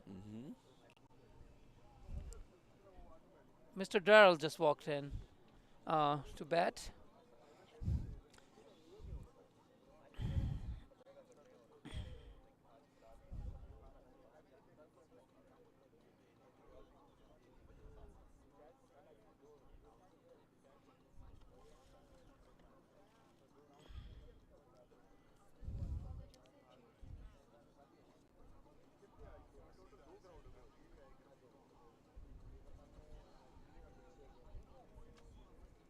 It's going to be Darrell to take strike. And Shahryar Khan has bowled well. 1 for 14. He's in his 3rd over.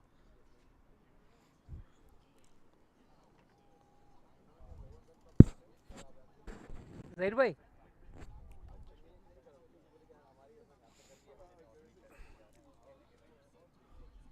You want the gator to come too in the back? Yes, please.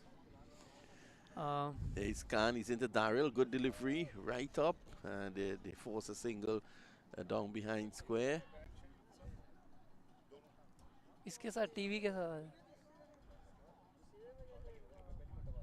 we have Zahir Khan from Miami, one of the top wicket keeper, Zahir Khan, the man from Bahrain. So at the moment,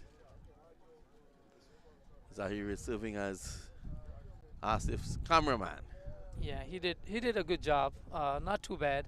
I was expecting. You were expecting worse? No, I was expecting about this level of photographer. He's not a professional photographer, but seems like he did a professional job. Well, he's a very good wicket keeper. Yes, I can tell you that. Yes, I heard he did a really good job at the match last. He brought the rain down. Yeah, Sharia Khan hit to Jones, a delivery that keeps low, and Jones just gets it away off on the offside. So Jones respecting a good delivery there. Guess what people are sending me? Yesterday when I was sweeping the pitch, these guys are assholes, man. They're like, did you go all the way from South Florida to sweep the pitch? Yeah, right? So 141 for 3 at the moment. It's going to be Daryl who is back on strike. And he's going to face from Sharia Khan. Sharia Khan is one of the better bowlers on this team. Not express pace, but tends to hit the right lines, the right length. Swings the ball a bit. Well, that's a good delivery. Pushed away though. Runs here. They take 1. And they are going to come back for 2. So it's really cold here this morning. It's amazing that Asif could have a short pants on. The man is not feeling the weather. So at the moment, Daryl is back on strike. A push drive just now that gave him 2 runs. Shahryar Khan has been really tight on this over after 26-run over last over. He got 4 balls. It's brought it back. Oh, nice pace change.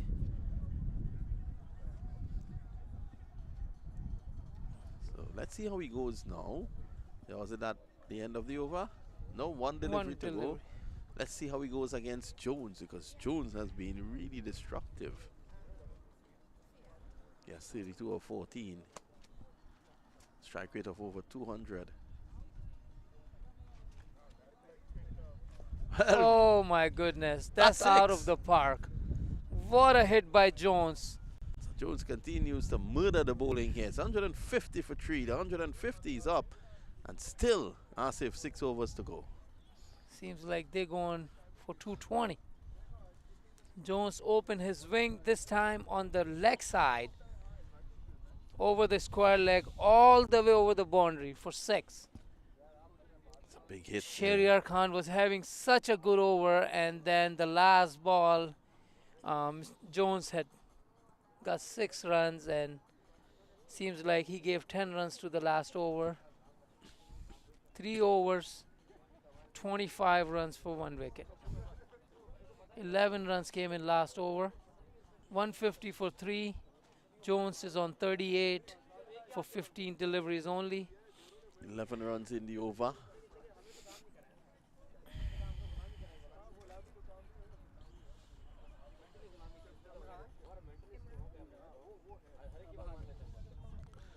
New bowler is Imran. Let's see what he does.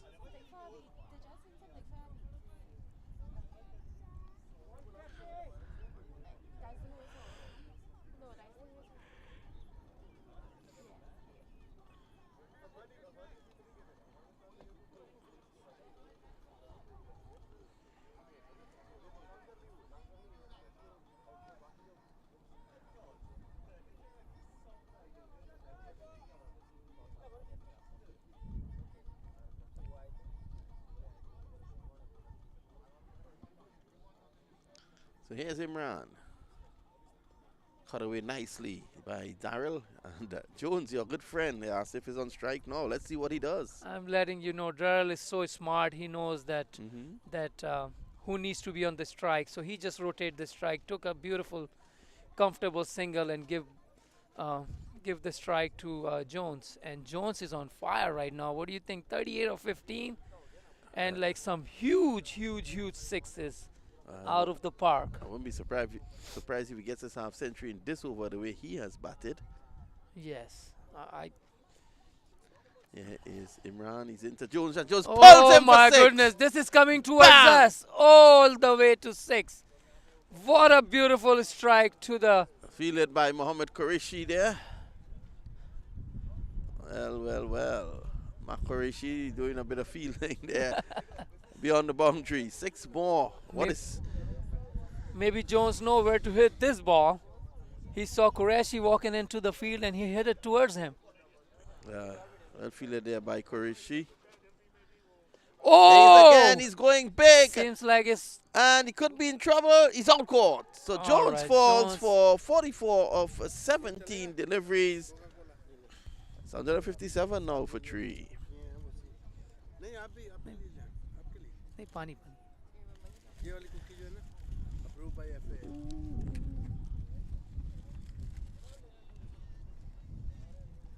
Thank you.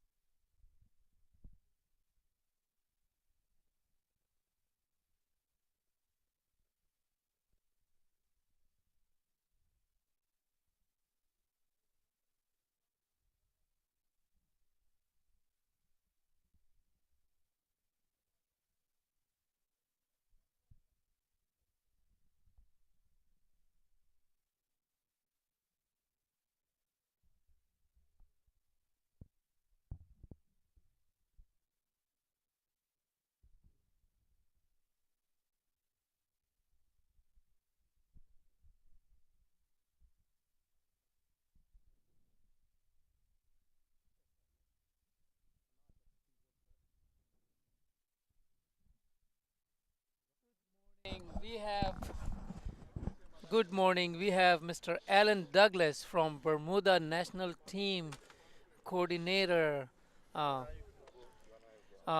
here with us. It's been a pleasure, sir. Yeah. To see your team playing so good. What a training you gave it to them. Tell us something about this beautiful Bermuda National Team you bring us to Wesley Chapel Park. Well, I mean, I'm delighted that you guys, first of all, are able to accommodate us.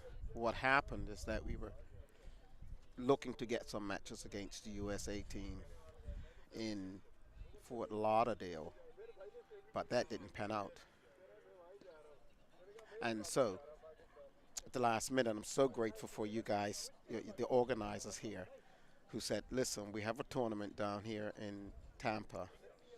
Can you come down? So we quickly did some arrangements, drove down from Miami to here.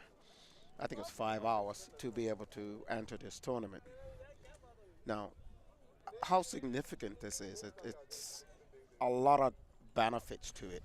One, we're going down to South America to play in Argentina in a major ICC tournament. So we need practice matches. We're been in the nets, in the gym, and it's winter in Bermuda. So now this gives them a bit of a chance to get outside in the open. Two, this tournament puts them on the air, puts them out there in the public. People get to see through MAQ TV Bermuda's team. They get to know the names of the Malachi Jones, the Dowrays, the Brangmans. They get to know the household names in Bermuda gets out there around America and around the world where Absolutely. possibly there's opportunity. So we're very grateful, we're very thankful for MAQ TV, first of all, putting this out there, but for the organizers of this tournament that were able to accommodate us. They didn't have to accommodate us at all. No, it's our pleasure. When Mac heard like you guys are coming here, and then he puts you guys like on the top of the list in this tournament. It's a great advertisement for this tournament that you guys came here, bring all these great cricketers here from Bermuda who've been like a part of Bermuda national team for working hard to get there, and coming here playing in this tournament gives a variety to our tournament. You know, we never seen this player playing with us before. You know, it like we never seen Bermuda came in America Right. and have any kind of match. So it's new to our cricket nation here, where we didn't see these players, so we Yes. don't know how he balls, how they bat. Yeah. So it's great. You guys came. You guys have some practice games, and it's great for our community here of cricket who is part of this tournament. They play to the good level of cricket. You know, getting to learn from the best in Bermudas. So it's been a pleasure. It's been, we are very thankful for you to drove all the way here and took a part on this Thank you, tournament. Thank you. Well, that's what cricket's about, isn't it? Cricket levels things off. Cricket creates opportunities. Cricket breaks down boundaries. Cricket is, to me, I'm just passionate. I love cricket. So cricket opens doors for so many things. And this tournament has opened up doors for Bermuda teams, for Bermuda players. You know, now we've got invite to come down to play in an under 15 tournament, under 19 tournament here. And now we're also giving you the invite to come to Bermuda. You know, from the 7th of September to the 10th of September, we had the Bermuda Premier League. If we can get a combined team out of everyone here to come to Bermuda, or if we can get a one team come to Bermuda, right? This tournament that we're doing in Bermuda, the Bermuda Premier League, is going to go on for years and years. And so if we could get a team from here, it's going to be fantastic. I bet we are very excited. I think MAQ should be very excited for this invitation from you as a Bermuda chairperson. High performance chairman, yeah. Yeah, high performance chairperson. And then I bet we'll be there. There is no saying no to cricket. Like you said, you're passionate about your cricket. Yeah. We are same way. You know, we're passionate about our cricket. We like to travel. We like to meet new people. And we just see Mandas here just trying to spread his wings a bit, and he slashes that one, gets caught in the cover area. Didn't get a hold of that one, but what's the score? 162 for 5. 15.5 overs. That was the loss of 5th wicket from Bermuda. Yeah, they've been going. Seems like it's going to be 200. You think? It's 4 more overs to go after this. 4.2 overs left, and it's always a possibility of getting the 200, but 180 would be that's good. What to my keep a test. prediction. Yeah, 180 would be good test. Yeah, that's what my prediction when the game, when he asked me, like when the 10th over was gone, I said 180. Yeah. Seems like it's going to be a little bit more according to my experience, but 180 is going to be a nice target here. Right. Now, I don't know about the opposition batsmen. I don't know how many batsmen are in the team, but every team that I've seen here so far seems to have about 2 good players. Yes. The locals in USA. I think this team came all the way from North Carolina, if I'm not mistaken, and they should have some good batsmen. I don't have too much knowledge about this team, so I cannot tell you. And the new batsman is Derek Brangman. So how is the cricket in Bermuda? Like, how many teams? Okay, yeah, we got like 13 teams, a Premier and a First Division. Nice shot to deep square leg, 1 run. Yeah, there's a Premier and a First Division, 6 and 7 in the league, 6 in Premier, I think, and 7 in the First, or vice versa. And the teams aren't too bad. Again, each club would have maybe about 4 really good blue players, and the rest are not too bad. But our cricket is vibrant in Bermuda, and it's still alive. Single tours, covers, 1 more run to add to Bermuda national team. I think it's 164 for 5 after 16 overs. Brangman 1 for 1. Albert 7 for 9. Shahryar Khan just got done bowling 4 overs, 2 wickets for 30 runs. It's 7.5 average, very good bowling according to the way Jones and the opener started. he came back strong to finish his spell. Uh, so is in Bermuda cricket is all around all year? Or No. it's cold there. Tell us about the weather. Our season end of April. We're looking to start this year, and it will go to September, late September. And that's the schedule looks like for this year. Back in the day, we used to play March, April, early April we'll play before. So we played a little bit more longer in Bermuda years ago, as that was really caught well back with a point by Jacob. Really good shot there, and they say he originates out of South Africa, Jacob there. So they say the South Africans are good pullers and cutters of the ball, and here's an example of it here. What a cracking shot on the cover. Ball travel all the way to the boundary. 4 runs added to the score. 168 for 5. Albert's 11 runs, 10 balls. What a start of this over for Bermuda national team. First ball, 4 runs. I think they're taking this over for some scoring. Seems like it the way he started. So we going back to chairperson here.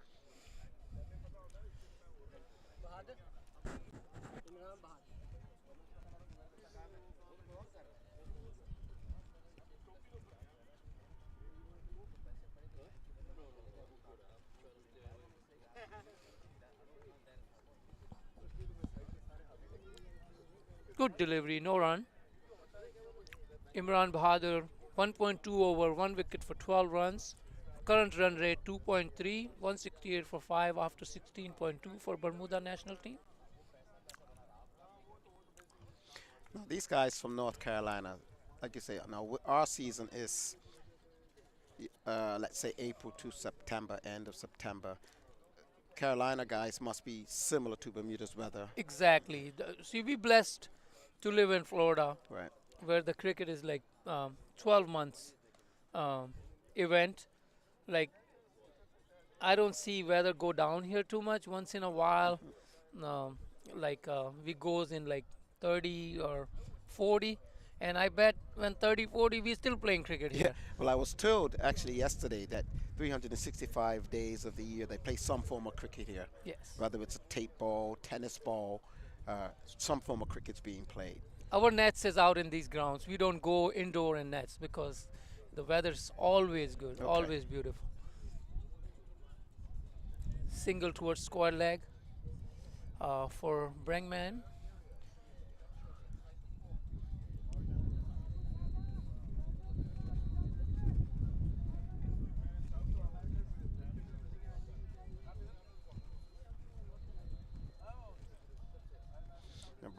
Brangman's a good striker of the ball in this stage of the game here to relish this opportunity. Another single toward deep.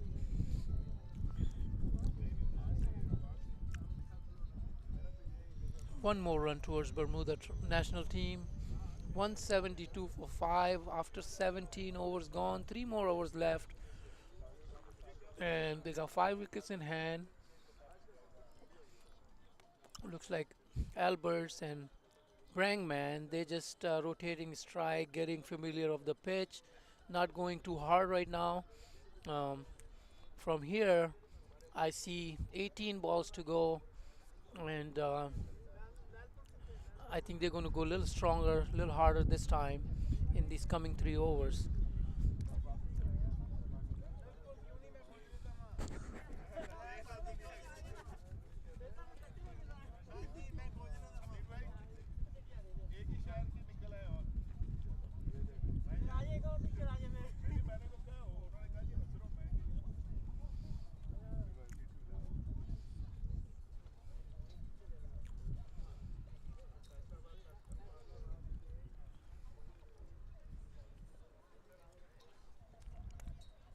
We got Mr. Khan.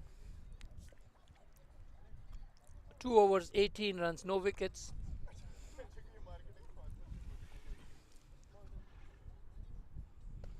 What a straight drive on long on for a single for Alberts. Back on strike for 1 run, back on strike, Brangman.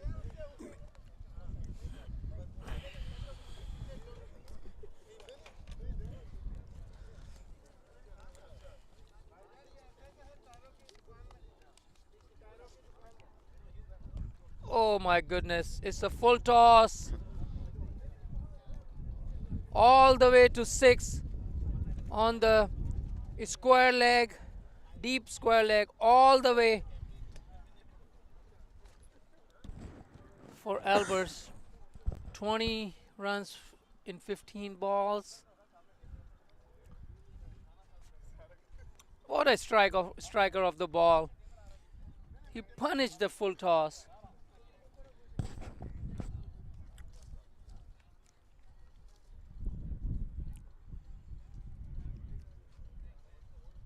.2 overs, he gave 25 runs.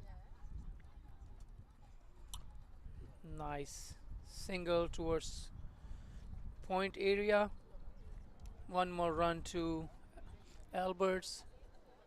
Alberts move on to 21 of 16 balls. Bregman is still playing his part. Rotating strike, and let's see what he's up to in this delivery. Khan. And he's doing his job well. He rotated the strike again for a single to get Alberts back on strike. 4 run, 4 balls. Alberts on 21 of 16. We're happy to have Bermuda team in our tournament. Nice to know these passionate cricketers all the way from Bermuda. Ooh, what a delivery. What a delivery. It's a dot ball.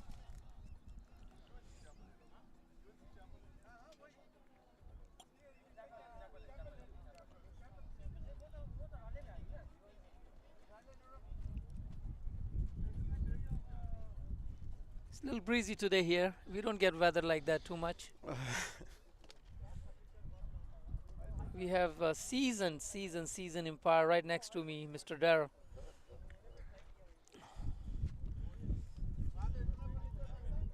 Mr. Delroy.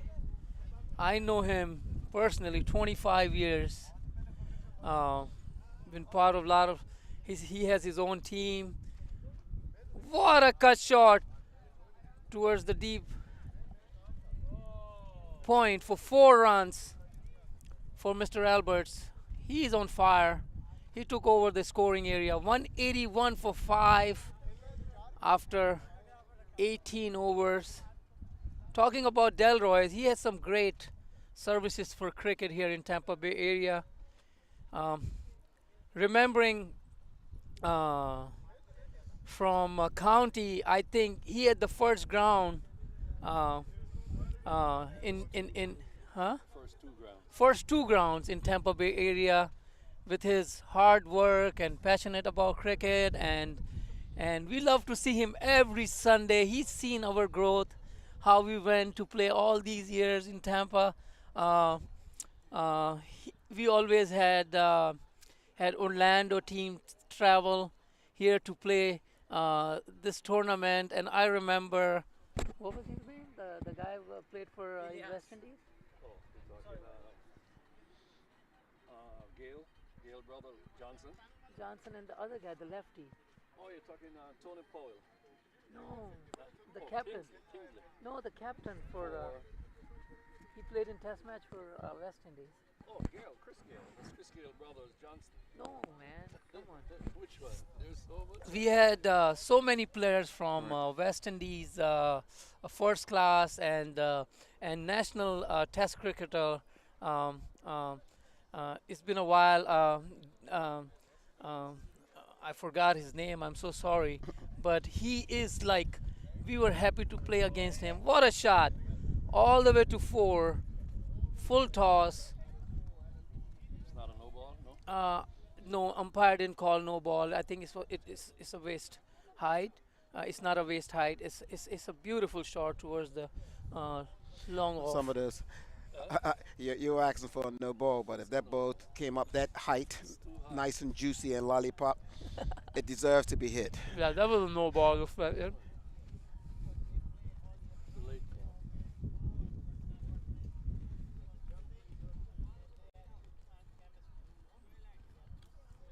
I think this baller what Bermuda national team was waiting for these years.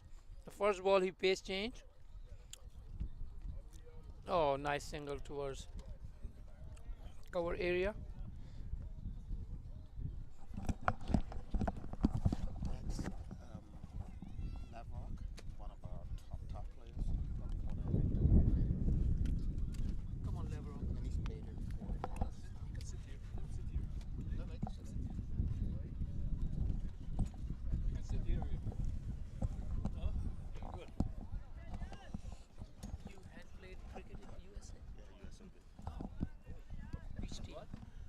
Scorpions. Joined to us one of the top Bermuda national team cricketer, Mr. Lavrock, who been part of US cricket before. He played in US Open with Scorpion. The chairman is very pleased to introduce us to Lavrock, and tell us about you, Lavrock. How do you like coming to US, playing cricket? Tell us something about you. Go ahead, mic is yours. Yeah, I've been playing in the US for about the last two years now. Beautiful. I'm based in the UK, so I just come over. I think I played in the Atlanta Open, Unity Cup, a few teams. I played also for Clarion County, also for Titans, but now they've obviously merged with the Scorpions, so Titan Scorpions. So yeah, I've enjoyed coming over and playing over the last year or two. But you stay in Bermuda, or where you stay? No, I'm living in the UK in Nottingham. Oh, so he and then you play in the Bermuda national team, right? Yeah. Oh, so what a passion! You see, Lavrock lives in UK. Been a part of. I bet he grew up in Bermuda. Been a part of Bermuda national team, and traveled to US to play with Scorpion, Atlanta Open, all these tournaments. What a passionate cricketer, you know. And he had a good knock today. So how do you enjoying coming to Tampa, playing here with these local teams? You know, it's not local; they come from all over the U.S. We have a couple local teams here. How do you enjoy that today? Yeah, it's quite fun. You know, getting to know a couple of the guys that play around the U.S. You know, I've run into one or two guys that I've played against before. Of course. But yeah, it's always good fun. It's my first time in Tampa, so first time to see this sort of tournament, and hopefully, you know, we can come back next year as Bermuda team. Yes, you guys are always welcome here. We are happy to have this team came here. We're happy to see your chairman. Tell us about how the match is going for your.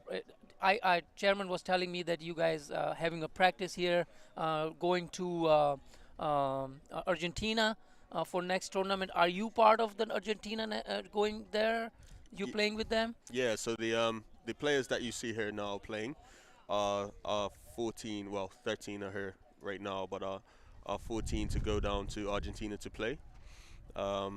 Basically, you know, it's me, myself, and Del Rey that play in the UK. So we play quite a bit more cricket than the rest of the guys. So as a team, we don't get to play much. So, you know, we're using these games to get us in a good groove. I think the last time we played together in T20 was 2019. So this is good for us to get in our groove. But I'm very happy for your players that they get a chance to play with seasoned players like you, learn from you. You know, you traveling all over the world to play cricket. You know, you play in UK, you play in US, you go travel all these tournaments. So, you know, play with you is more learning process for them. You know, playing Bermuda, yeah, it's beautiful because you play with the players you always know. But to go out and have tournaments like this, it gives you more opportunity to know different caliber players. And yeah, what do you think about that? Yeah, you know, a lot of these tournaments in the US always have some really good players. I know in the US Open there's always a lot of people. I think even players like Martin Guptill were playing this year. And when you go to Atlanta Open, you know, I was there when Rakeem Cornwall scored a double ton. So yeah, it's really good to get involved in these little tournaments. They're all always growing, it looks like, and you know, happy to be here. Yeah, this year in U.S. Open, let me tell you, we saw Liam Plunkett, we saw almost like whatever a lot of West Indies national team players. We saw some Pakistani national team players. Fawad Alam was there, Khurram Manzoor was there. So it's like a great opportunity for you and the players like you who really want to be in a picture of cricket. Like you want to know people's like what you up to too. You know, like you want once you play against these players, you really know like how is your game in that level. So and like the chairman told me about you, like you really you know a very good player. I don't know your stats. Tell us about your stats. How did you do in US Open last year? Last year I didn't have a really good tournament. The year before I did fairly well. You know, it all comes down to form and stuff sometimes. This tournament I was a bit out of nick, so I didn't really do well. You know, you only get 3 games in these tournaments, so sometimes you can't really get going.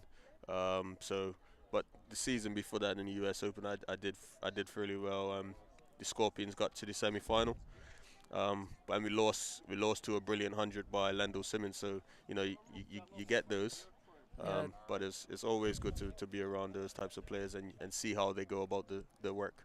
But how did you experience that turn from Lendl Simmons? How did you, because you are better yourself, how did he inspire you anyways? Like watching him bat, playing against him, how did you enjoy that turn from him?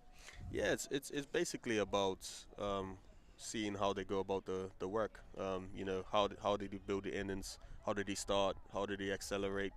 Knowing when to accelerate. You know, choosing his bowlers, stuff like that. So you get to observe really well. You know, if you know the game, you get to really see how it all unfolds. Yeah, because I seen Lendl Simmons in that inning, the one you're talking about. I was there, and it's just so beautiful to watch these top level players, like how they build their innings. They just, you know, any bad ball, of course they get it right away, but like to move on, like strike rotation, running on the wicket, and when trying to get on, you know, get the boundaries here and there, and then their scores just keep building, and you don't even know that he's already at 50. Like it's just amazing to watch these national players, those experienced players, how they build their innings, and we always learn from them.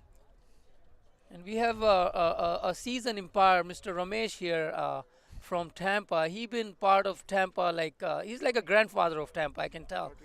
38 years he here. Yeah, always. All right, Mr.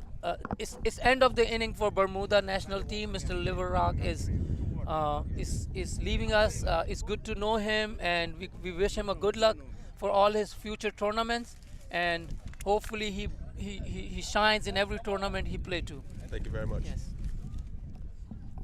We have ex-chairman of Wesley Chapel cricket, ex-president. Oh, okay. We're taking a break right now. 204 runs for 6 wickets, Bermuda national team, and it's a break.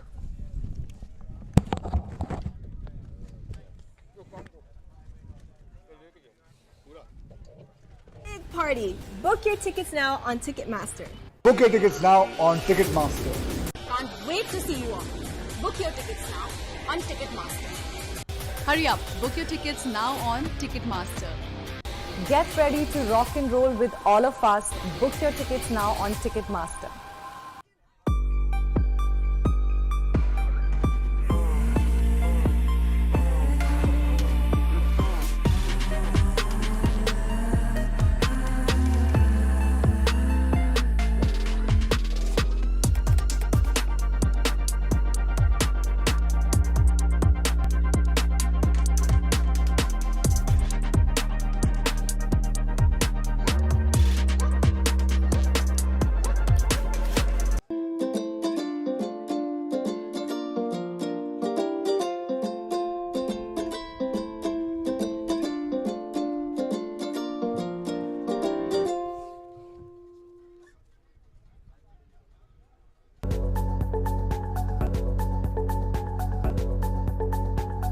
Indian Lake Estates as our newest Florida land investment opportunity. Situated in Central Florida, in the same county as Disneyland, Indian Lake Estates is within easy reach of Orlando, Tampa, and the Space Coast. Indian Lake Estates is a gated private community covering 10 square miles right next to one of the largest freshwater lakes in Florida.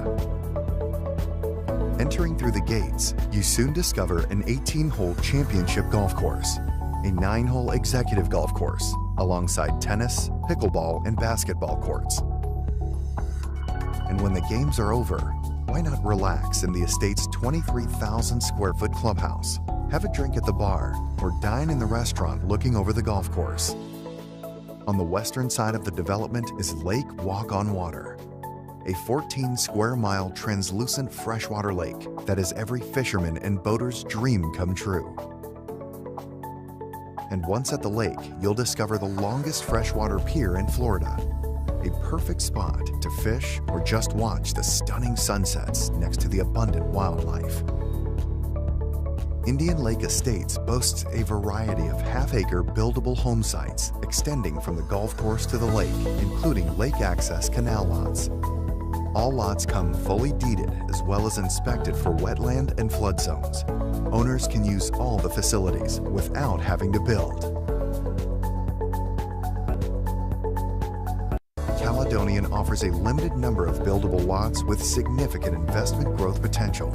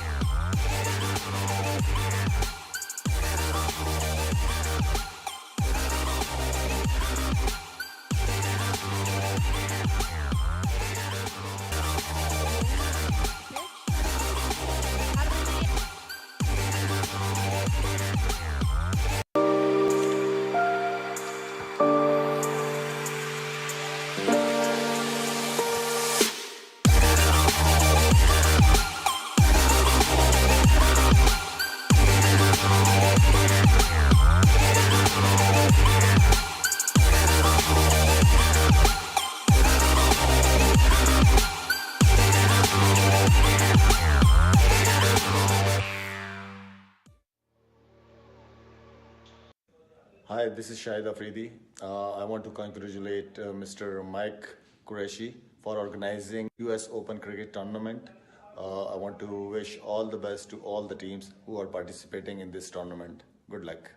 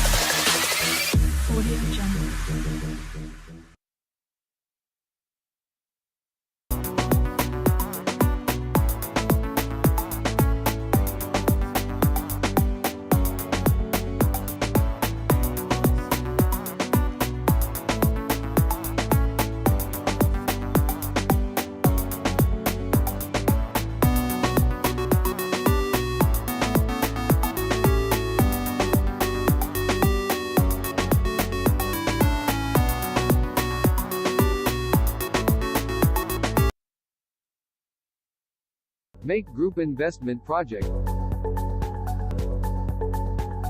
Indian Lake Estates as our newest Florida land investment opportunity. Situated in Central Florida, in the same county as Disneyland, Indian Lake Estates is within easy reach of Orlando, Tampa, and the Space Coast. Indian Lake Estates is a gated private community covering 10 square miles right next to one of the largest freshwater lakes in Florida. Entering through the gates, you soon discover an 18-hole championship golf course, a 9-hole executive golf course, alongside tennis, pickleball, and basketball courts. And when the games are over, why not relax in the estate's 23,000 square foot clubhouse, have a drink at the bar, or dine in the restaurant looking over the golf course. On the western side of the development is Lake Walk on Water, a 14 square mile translucent freshwater lake that is every fisherman and boater's dream come true. And once at the lake, you'll discover the longest freshwater pier in Florida, a perfect spot to fish or just watch the stunning sunsets next to the abundant wildlife. Indian Lake Estates boasts a variety of half-acre buildable home sites extending from the golf course to the lake, including lake access canal lots. All lots come fully deeded as well as inspected for wetland and flood zones. Owners can use all the facilities without having to build. Caledonian offers a limited number of buildable lots with significant investment growth potential. Make Group Investment Project. For more inquiry, call us at +1 561 392 4800 or visit our official website www.makegroup.com. Big party! Book your tickets now on Ticketmaster. Book your tickets now on Ticketmaster. Can't wait to see you all. Book your tickets now on Ticketmaster. Hurry up, book your tickets now on Ticketmaster. Get ready to rock and roll with all of us. Book your tickets now on Ticketmaster.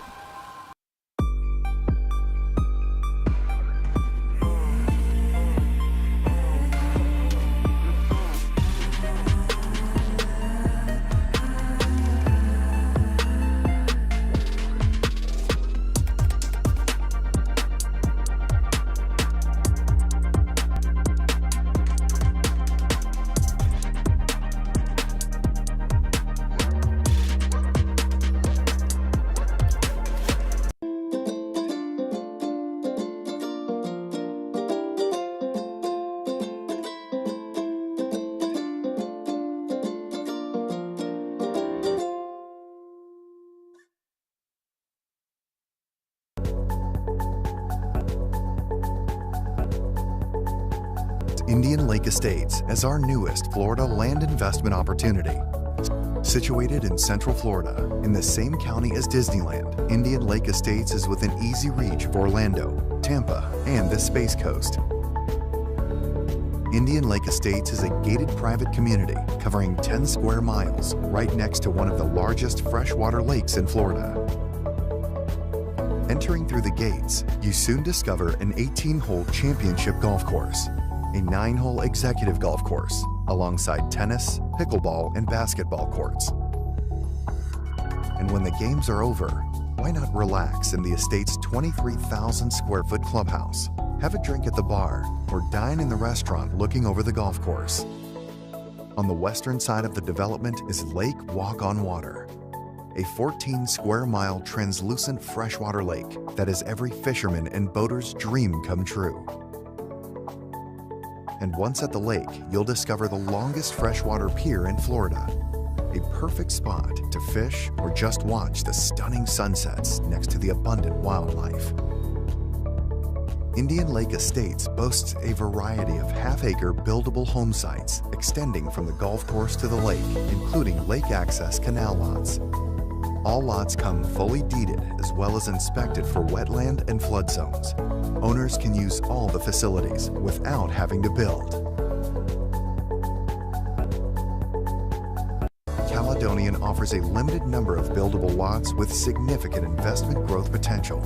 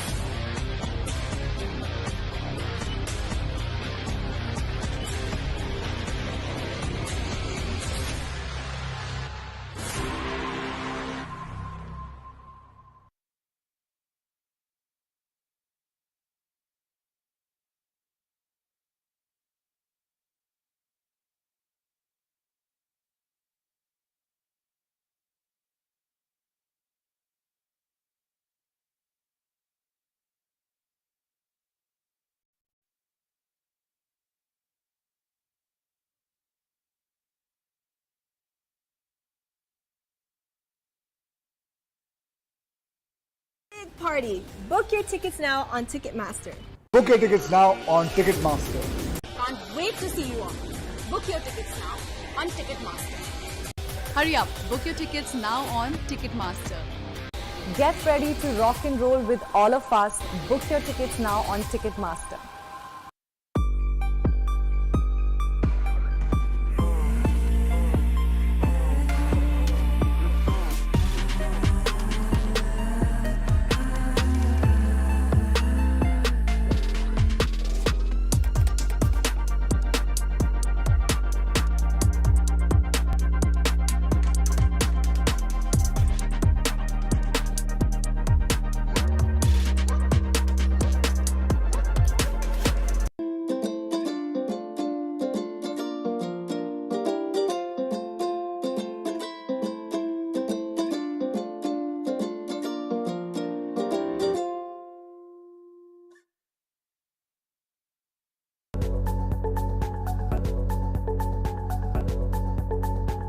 Indian Lake Estates as our newest Florida land investment opportunity.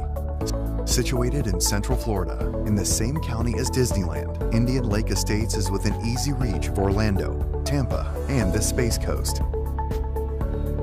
Indian Lake Estates is a gated private community covering 10 square miles right next to one of the largest freshwater lakes in Florida.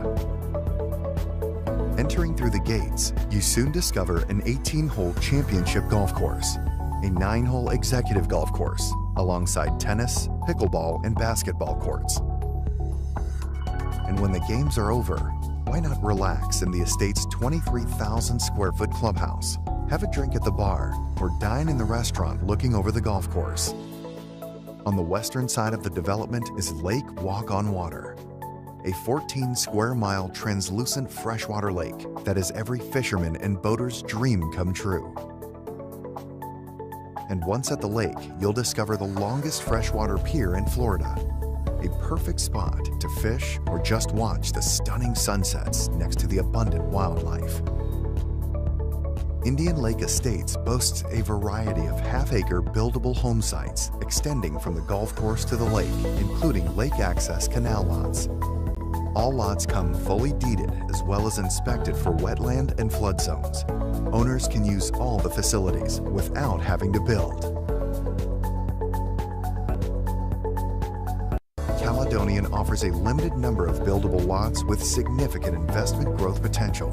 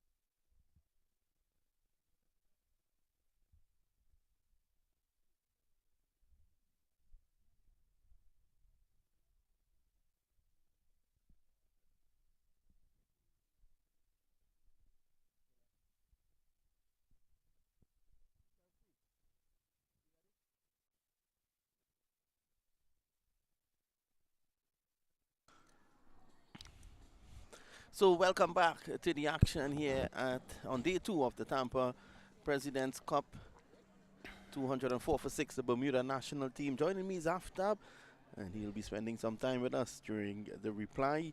At the moment, you have the Dragons, and they will be chasing 205, which is a big score. A big score there. Aftab, good afternoon. How are you? Yeah, I'm okay. How are you? I'm good. Nice weather. Good. Yeah, excellent weather. Yeah, excellent. Good weather to fly after being a pilot as well. you would have enjoyed the clarity. Yeah, this weather is so good for flying. Yes, so It's going to be So- Delroy Rollins to open the bowling. Right. Here he is, the First first ball delivery. in. Yep, good delivery. Just outside the off stump, and he's dropped. Well. After up the first delivery that Imran Bahadur faced, he could have It been is. caught. It was a great ball, but because first ball jitters for bowlers, keeper, and batsman. I agree. In the air, and he could be out. The wicketkeeper. Oh, a horrible mix-up there. It is. It is. The wicketkeeper should have gone for the catch there after. He Yeah, has the but mitt. he should have called mine. He should have stopped him from running in. Yes, he should have said, it's mine. Yeah, he didn't. He didn't, and paid the price. Well, Early breakthrough would have Well. put pressure on the batting side. Think about Imran. 2 deliveries, 2 lives. He has to True. be as luckier than a cat. This is pulled away behind square, no run. Yeah.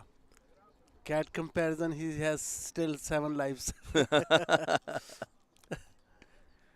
Well. It's all happening out there. Delroy Rollins, the captain, plays for Sussex in the English county. Oh, really?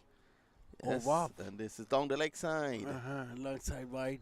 Yes, after he plays for Sussex. Oh, that's the team Imran Khan played. Yes. In Javed Miandad, Imran Khan played, and they had a great fast bowler. Well, this one is coming towards after, but it's a into the huge boundary for 4. Yeah.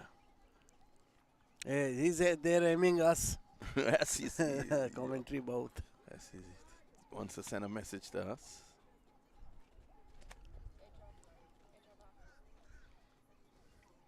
Again, he's coming in the same direction, and he's gonna. They're good fielding side too. Yeah, left rock cuts it out. 8 without loss. Right. Yeah. 5 balls. Yep. 1 to go.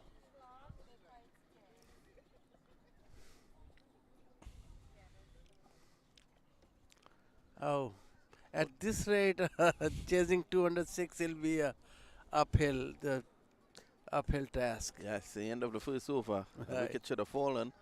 It's 8 without loss. The TRIAD Dragons, and Rollins completes his opening over. Opening over, good over. So they still need 197 to win off 144 balls. 144 balls. No, less than 100.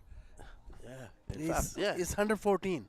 114, sorry. 114 Yes, balls. 114. My Yeah. mistake. No, it's all. Yeah, 144 will give them a chance to score those runs, but 114 is a little bit hard. The target is 205. Just remember that. Yeah. Going to be Daryl. And had that wicket gone, they would have been even deeper hole. This is in the air. Oh, wow. Just over the infield. And it's going to go for 4. I think wind stopped it from going 6. Wind is Yes. blowing this direction. Wind prevented ball from going into 6 range.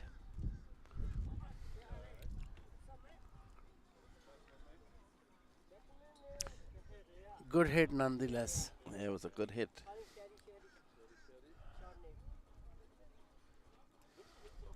So they'll have to take chances, yeah. They have to. It's just they have to be on the edge. Keep the fielding side on the edge also. It's Daryl bowls, and this time the wicketkeeper Wide. is standing Wide. up. Yeah, it is. Yeah. Umpire gestured as if it was wide, but he stopped from calling it. Well, Simmons, the wicketkeeper, is standing up to the fast bowler. Yeah, just like he's a spinner. He's keeping to a spinner, he is. Well, I tell you something, if I was a fast bowler after and a wicketkeeper standing up to me, I was going to push that ball down the leg side past him so he will go back. Exactly, it's insulting to It's the fast insulting. bowler. It's not good. It doesn't make fast bowler look good.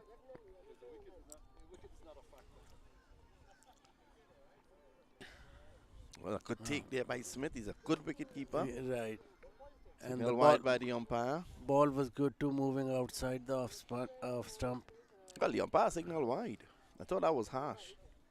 He signaled wide or wide on this one? Yes. Oh. Wow, no. So after made the trip all the way up from Miami to be here with us. No, you won't believe I was in Houston. Uh-huh. From Houston, I went to Charlotte, North Carolina, and coming from North Carolina now, 10 o'clock in the morning. Well, the first wicket has fallen, hasn't it? Oh, the umpire is on move. The Bermudans are celebrating, and he's gone. Oh. So the first wicket has fallen. Yeah. Bahadur, after 2 lives, ends his inning on the 3rd life. Wow. Couldn't survive so much. After I was saying he had 7 more lives, but he had only 1 after. Yeah, it's like he ran out of his lives. Delivery outside the off stuff. What a take there. Like, wicketkeeper ricocheted the first slip. And first slip was alert enough to take the catch. Good take by keeper.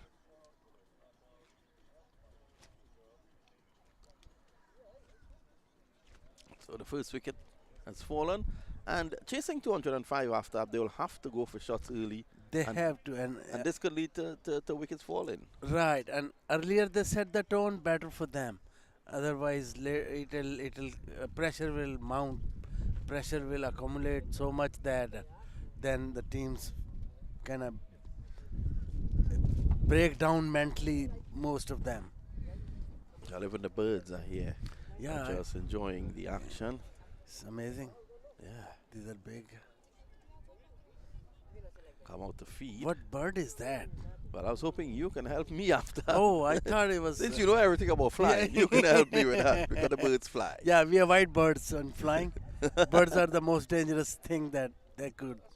Yeah. If it gets into the engine, yeah, it does damage even though they are like supposed to be soft feathered birds, but they do intensive damage to the aircraft engine. Wow. Yes, it's amazing. It's the speed that they get sucked in with. Yeah. They become like a stone in that. Wow. This one rushes on to the new batsman, Azanali. Yeah. So this is good going so far from Bermuda. Yeah, Bermuda applying a lot of pressure. Tell us after, I'm sure the thousands of viewers we have on would like to hear from you. Your most memorable experience in flying? Near misses. There are few. Serious? Near misses, yeah. Either overshooting the runway or aircraft, when the tire gets busted, aircraft swerves to the soft area. Those are the times when you have to be wrestling with the controls. Did that ever happen to you? Did the tire burst ever with you? Yes, tire busted, but it was in the middle of the runway, thank God. Generally, when at that speed of landing, when the tire bursts, it just causes the aircraft to rapidly go out of the, out of the prescribed landing area. Yeah. And on both sides is either soft surface or sometimes water ponds. Yeah. Just to, But you were able to keep it in lane? Yes, that thankfully, was. Thankfully, yes. So free hit is coming up from the last no ball, yeah? Generally, if it's the nose tires, they cause problem. If it's a main tire, you could still control. Wow. Because there are like 4 main tires. On only 2 nose tires, they take most of the pressure, directional pressure. They guide and lead to the desired. Yeah, it is. So you're hearing it firsthand from our resident pilot, Aftab. Aftab, have you ever overshot a runway? Not me. When I was training in simulator, we did few times. Simulator is where you learn how to fly. And it's like over there crashes do not mean anything. They mean like they go against your training. Like you cannot be crashing aircrafts even in training, but at least no harm gets done to either humans or the equipment. Yes. So. Well, I remember a couple times I walked into a cockpit and I just get confused. So many controls. So many controls. Yes. Wow. How you guys do it? It just over the period of time we just even close eye and hit the right button. Yeah, it's just because of over the period of time doing the Same thing. Yeah.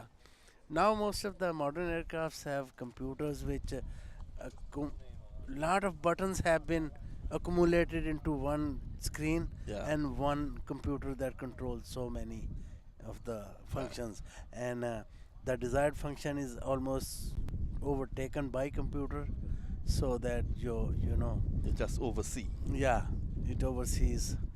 Yes, that's autopilot systems have been improved so much too.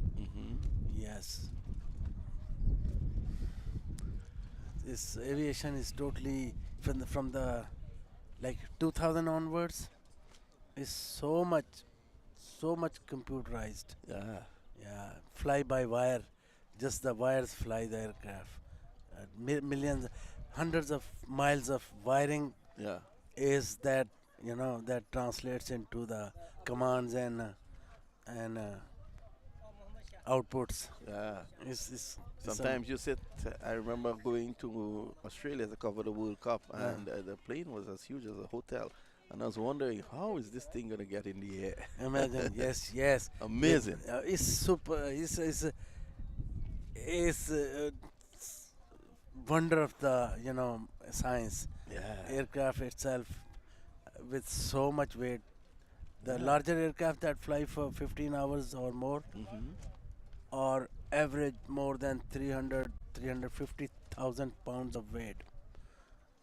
Passengers, cargo, and fuel. And that's a lot of weight to continuously fly at almost 550 miles per hour for 16 hours, 15, 16 hours to keep it. The engines are such a high performance engines, mostly Rolls-Royce or General Electric or French collaboration of with General Electric and another company. They produce engines which are so efficient. Now lately, due to the structure that they use, aircraft structure material, aircrafts are very, very fuel efficient, very light, and can go for very long distance, up to 17, 18 hours continuous flight. Wow. Yes, I was on one that took 16 hours to South Africa. Right, yes. There are even longer flights than this. Wow. This is in the air. Look at this one taking flight here after. Oh, it is going to cross all the boundaries. It flies over the boundary for 6. Yeah, it's a 6.5 run. I like that, 6.5. Our scorer, Chelsea Lallman, will put in 6.5 runs there. Exactly, it was so long. It's such a big hit. It's a lovely hit. It is. So 2 wickets down. It's 2 wickets. Yeah, it's. I didn't even know we were talking. And I just saw 2 wickets on the screen now. I think it's 1, isn't it? It's 23 for 1. Yeah. Would have been 2 had the first 2 balls converted into.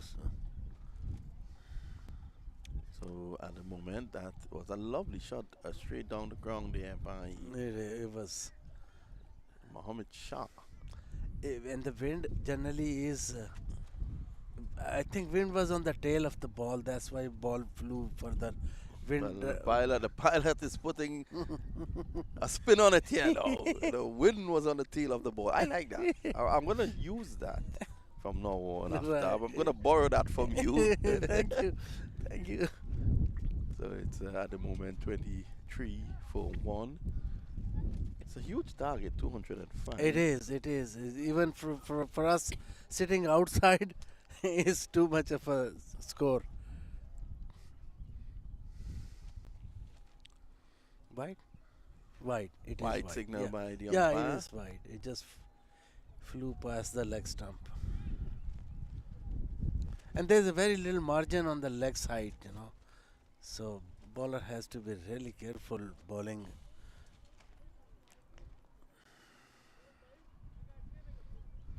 So it's a bit chilly here this morning. It is. It's surprising how Tampa, Florida used to be almost like Miami in terms of hot weather. Summer in Tampa is it seems like even hotter than Miami in summer.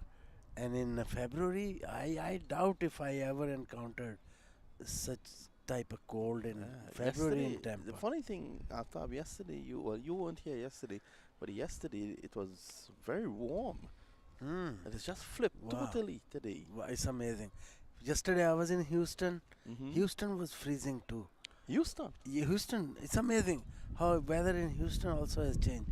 Houston is not supposed to be that cold on a February day. Dallas is mostly cold until March and beginning of April, but Houston never was like that. Houston was very cold. And then I ended up from Houston to Charlotte. Charlotte was minus 34, not minus 34, 34 Fahrenheit, which is almost 1 or 2. Driving, he's gone. Rollins takes the catch, and that's another wicket. So another wicket has fallen here. Oh, the ball disappears in his hands. Yes, the ball is into the hands of skipper Rollins. Yeah, he just pouched it, He just grabbed it. So it's 23 for 2 now. Oh, yes, and the pressure mounts. Yeah, you're quite right. The pressure is going to mount with that score. That's what you call scoreboard pressure. Yes, it is. It is. Sometimes the batter team intimidates just by their presence. Yes, you're quite right. That used to happen in the days gone back with the West Indies team after. True. Just the mere presence of those guys. Exactly. Up to 1995, there was no team that would stand up to them. Australia defeated them in 95, and then things went downhill. Yeah, it's like that big roller coaster in Tampa, Florida. The team at West Indies is on that roller coaster. West Indies and Pakistan, two teams that are very unpredictable. Yeah, they can beat the best in the world on one day, and then the next day they can lose to the worst. Worst team, unbelievable. It's unbelievable. I think it goes with their mental, not mental strength, but mental attitude. It's just they don't bring the whole attitude on that particular day to the day that they lose. Yeah, it's amazing. And then it's a combination of everyone contributes to that.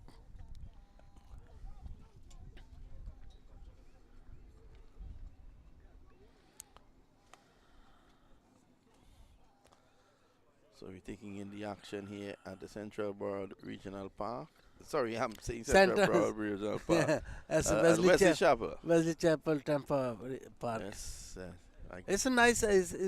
This place has a lot of parks and lot of wonderful. If you look way ahead, you can see the football pitches are there. Right. And then beyond the soccer football pitches, you see the basketball courts. Right. And there are tennis courts on the right. And then the soccer. Behind us, there are fields too. Yeah, soccer. Yeah, soccer. And then to the left of us, you can see the baseball field there. Exactly. Amazing area.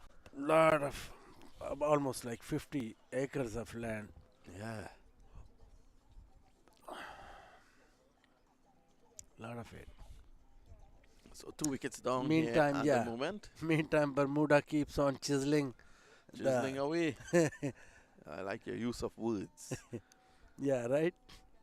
Yes. So this is game 1. We have 3 matches today that will be played here. This is the second match? This is the first match, actually. On this ground? On this ground. But there's a match going on at some other ground. Yes, there's too, another right? ground where the tournament is playing as well. Right. So we're going to have 3 matches. This is the main ground, the featured ground. We're going to have 3 matches here. We had 3 on this ground yesterday. And we're going to have 3 again today. Is it on the same pitch? Same pitch. Yeah, there's only one pitch here. And then the pitch, is it matting laid on the pitch? Yes, it's matting. Okay, so then it doesn't hurt. Then it Yeah. does not matter much. Yeah. Unless matting gets torn up. So it's 23 for the loss of 2. That's the latest score here. Either way, 2 wickets down, almost 4 overs gone, and 23 runs only is a lot of mathematical calculation required too. So at the moment, I think we're going to see Levrock. His uncle Dwayne Leverock played for Bermuda at the 2007 World Cup Oh in yes, the West Indies. yeah, I remember that. He was the big guy. Right, big guy, big guy. The big guy, the Took a policeman. wonderful catch, if I remember. Yes, against India. Yeah, I remember that catch. I covered that match at the Queen's Park exactly. Oval in Port of Spain. Right, and that catch will last in memory because unexpected from a guy like that. Oh, yeah, and the man he dismissed was Virender Sehwag. Right, imagine. Sehwag on his day was a very destructive batsman. Yes, he was. He was, and in fact, he is the fastest run scorer India ever produced. Yes. Most of Indian batsmen scored more runs than him, but not at his pace. Yes, he was more a West Indian type batsman. Exactly. Good delivery by Leverock. And he's the only Indian to score Test triple century twice. He scored 2 Test triple centuries. Well, after you have your records right. Yeah, I think I have. Yeah. I don't think any other scored a triple. Oh no, there is one. There is one kid who scored, but he disappeared. There is one Indian kid who scored a triple century also. But Sehwag scored 2, just like Don Bradman scored 2. Well, Brian Lara scored a 375 and a 400. And 400, yes. So and a 500 in county cricket. In county cricket, no doubt. 501. Give him a little time, he might have scored 6. Yeah. Such a genius, Brian Oh, Lara. yeah, he was. He was such a humble man too. Yeah. I happened to meet him. He has no. Most West Indian cricketers are like that after. Yes, no yes. chip on their shoulder. Mostly yes, because they come from a basic humble background. This one is coming towards you. That's the word. Bang! 6 more. Yeah, that's the word I was looking for. Humble Yeah. background, and they are grounded. They are not like unless provoked. Yeah. Michael Holding was provoked in New Zealand one time. They kicked the stumps down. Right. Garner was provoked somewhere in England. So generally, Colin Croft was provoked in New Zealand on that same tour. At that time, yeah, he ran into umpire. Well, Colin is a pilot like you know. Yeah, he is. He is pilot. Colin Croft is a pilot. I happened to meet him in Houston one time when these teams, senior, what was that series? Tendulkar, Shoaib Akhtar, and Ricky Ponting all came. It was some kind of. There were 2 matches played. One in Houston, one in New York. Yeah. Yeah. So Colin Croft, I saw him. I met him there in. He had a very strange action, bowling action. His hand would go all over his head and and he destroyed Pakistan in 1978, 77, end of 77, beginning of 77, March, April, when Pakistan toured West Indies, 8 for 29 in his debut Test match. Yeah, at Queen's Park Oval in Port of Spain. Yes. A pitch that was not known for assisting fast bowlers. True, but he just announced his arrival on Test cricket. Didn't play much because he went to South Africa, I guess. And then After I'm very impressed with your knowledge of cricket and history. I'm impressed. Thank you very much. I just you're taking me back down the road there. Right. Good old memories and it's mixed feelings. Well, I was telling your good friend Qureshi last night that there was some sad news out of Pakistan yesterday with the legend Javed Mianda had been hospitalized. Yeah. And I think, let's say it was in a Karachi hospital. Right. So I think Mark was going to reach out to Faisal Iqbal, his nephew, to find out what's the latest with that. One hopes he's okay. Yeah, well, I will contact him too. I have contact with Faisal too. And Mianda, such a fighter, he was a little bit ahead of his time too. Yes. He used to sometimes play Test match like one day. Yeah. And when he would play one day, he was the smartest runner between the wicket.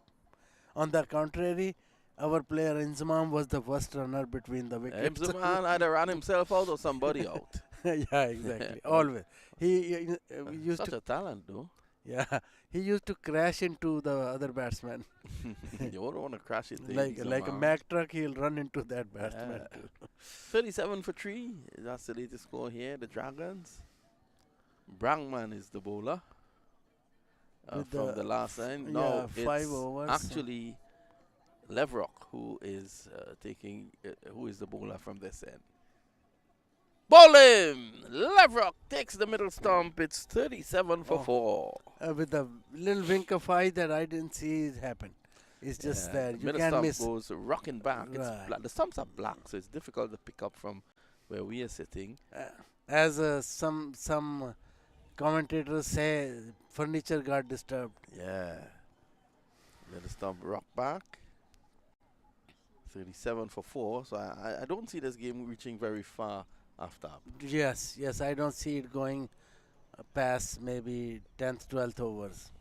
If this continues, unless somebody stands up and just holds ground. But this is an ideal opportunity. This is a Bermuda national team that is playing here. It's an ideal opportunity for any of these youngsters on the Dragons team to stand up and bat. Exactly. That's a nickname? That's his full name? He's over there. Yes, boss. Yo, he's over there somewhere.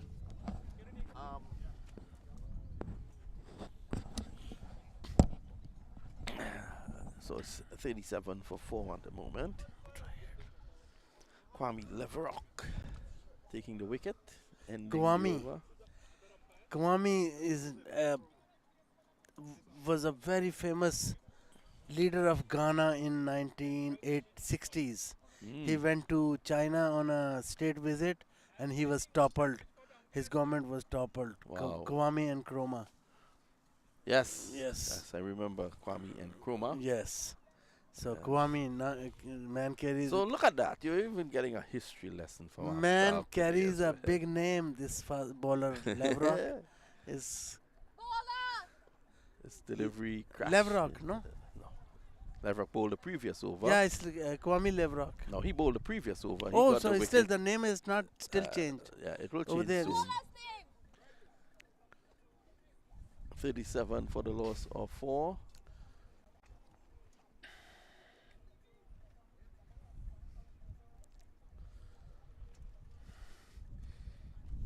As they say, this team, Dragons, is in dire straits. Yeah, 37 for 4. This is really a one-sided affair. If the Dragons lose here, they're out of the tournament. So they have to fight for their life. Ooh, that was quick. What a ball. On a pitch like that, ball like that is like it's an effort. Well, Smith, the wicketkeeper, is not standing up anymore. He's standing back. Yeah. So maybe he's faster than previous two bowlers. It's Burgess. Maybe he has this ability to. Well, it was Burgess who was bowling all the time. It was same bowler. Same bowler.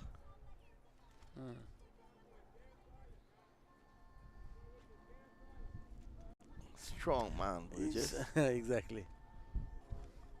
Look at the Bermuda players, and most of them have their hands. Now in that their he is pocket. warmed up, so his battery is charged a little bit more, maybe, and he's flying down the runway. Right. And see, he extended his run up too. Oh, this is a good shot. Good shot. Very good shot. Oh, for cover into the boundary. Right. Now for 4. Elegant shot. So it's just 1 p.m. And this match is going accordingly in terms of time. Yep. Okay, yeah, because there are 2 more matches lined up. Last night, rain affected the final game. Was reduced to 10 overs, I heard, right? Well, it was initially reduced to 15 overs. And then after 10 overs, the rain The towers came, towers came on and all that, right? The rain came, and it was settled at that point under the Duckworth-Lewis-Stein method. Oh. Now Duckwell, Lewis have another partner. Now it's 3 names. Duckworth-Lewis-Stein. Yes, That's right? it. Yeah, that's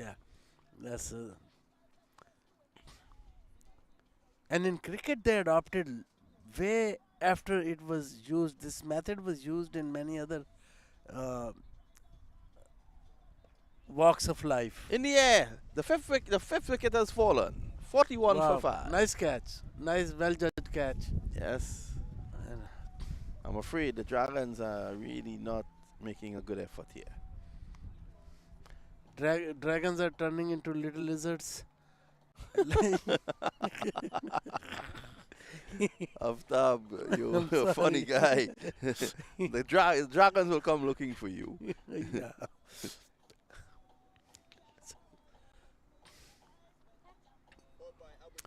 No, the other team is strong. The Bermuda team is where there's a big gap between the class of both teams.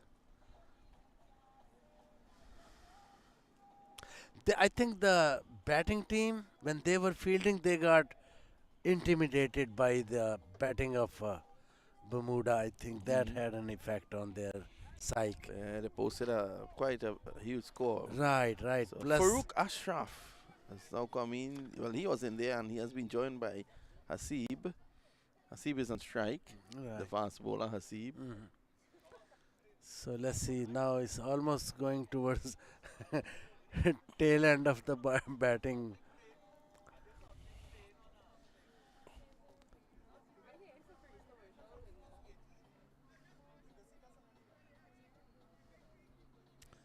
Ideally, if a pair stands ground, 11 runs per over is not a big deal on this ground, as the long sixes have been hit by wicketkeeper is good. Yes.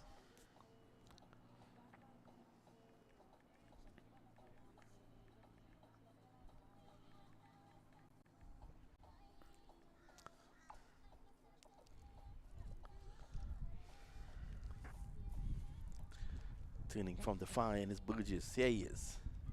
Right. Oh, that's a good delivery. Very good. Right up in the block. And moving outside the off stumps. Listen to this after. He has bowled 2 overs, taken 2 for 6. Oh, wow. That's the difference between, that'll determine the whole result of the match. His bowling will be the difference. So that's the end of the over. And at the end of over number 2, it's 2 for 6. For Burgess, it's 41 for 5. The Dragons chasing 205.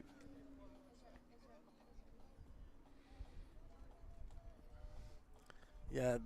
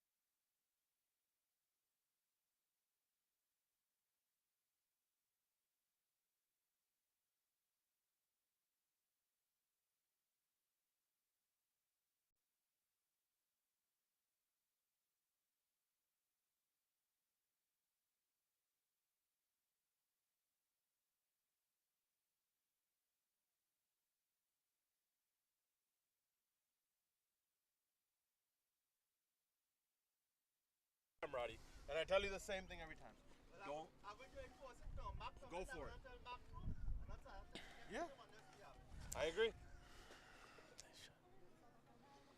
Here's left rock again. Had a really good game. Had a half century when he batted. Looks like he copies a little bit of Michael Holding in delivery stride. Very smooth run up. Yeah, very smooth. Holding was the smoothest. Yeah. He was a 100-meter champion in college days.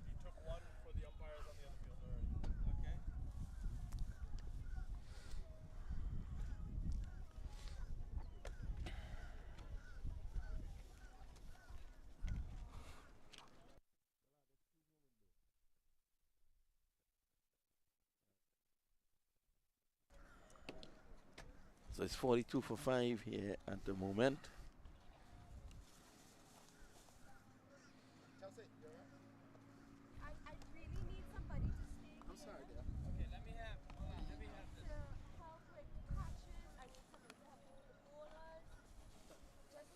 Huh?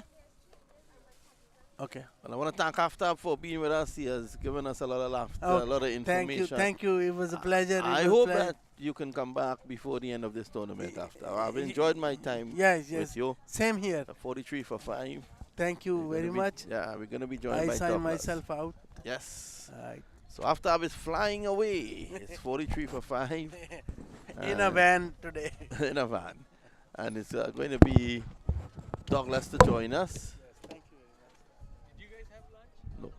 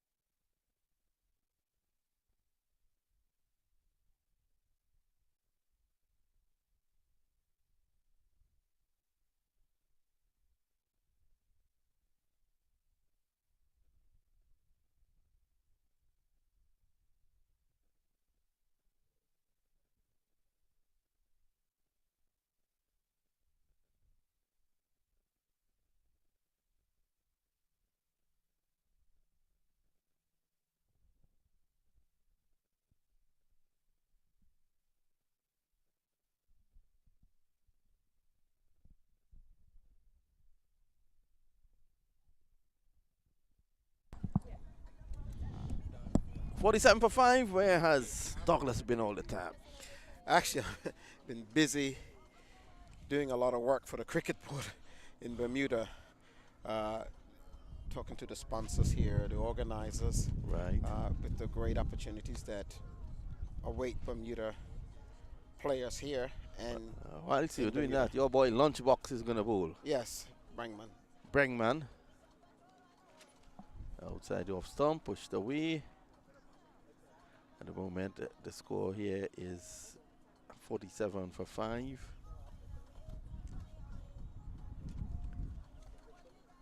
And again, beaten outside the off stump. So Brangman is doing well here.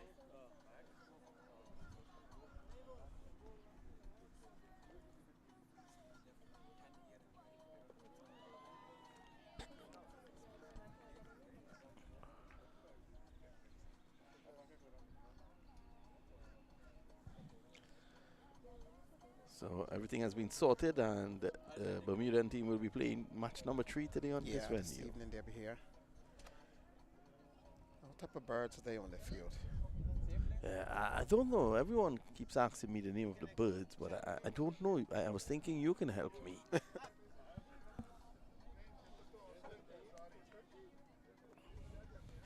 They'll be beside one of the fielders. Mandus is looking at them.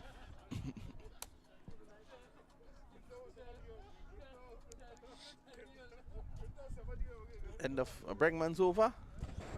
A maiden. The Brangman has bowled the first maiden in this tournament.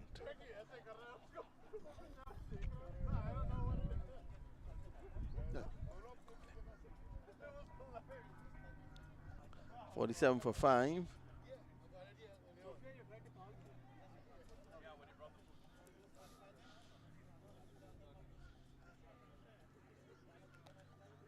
Yes, so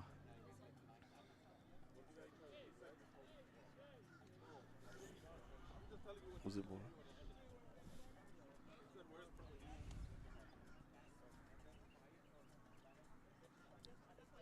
Malachi Jones. Malachi Jones, the man who did some serious destruction with the bat. He's the man in now with the ball. The umpire. The batsman is complaining. This Dragons team, they like to complain a lot. What he was saying. Malachi Jones runs out, the non-striker. All in fun.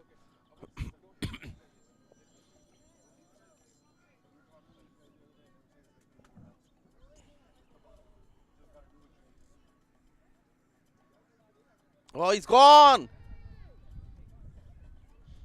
The square leg umpire unmoved.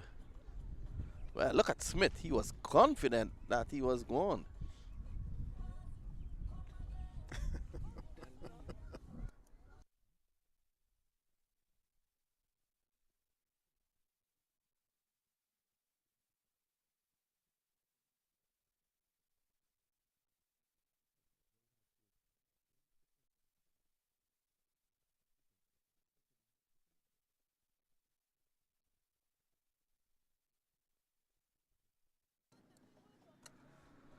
So 47 for 5, the score remains. Quick work there by Smith. He was very quick. He's asking for the third umpire. A television replay. Look at Smith. Oh, wow. In a flash, the bails were off. His foot was actually in the air. So I think, although we don't have a side-on view, Smith might have been correct and being disappointed there.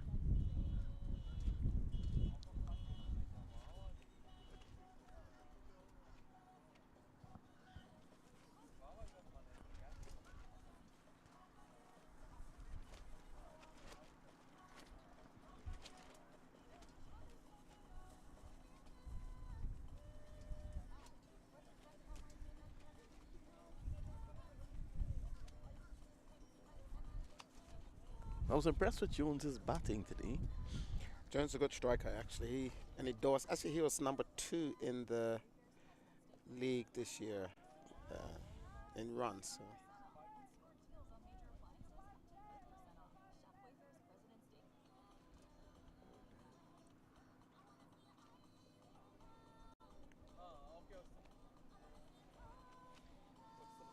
So just the one run in the over for Malachi Jones. And it's 48 for 5 after 9.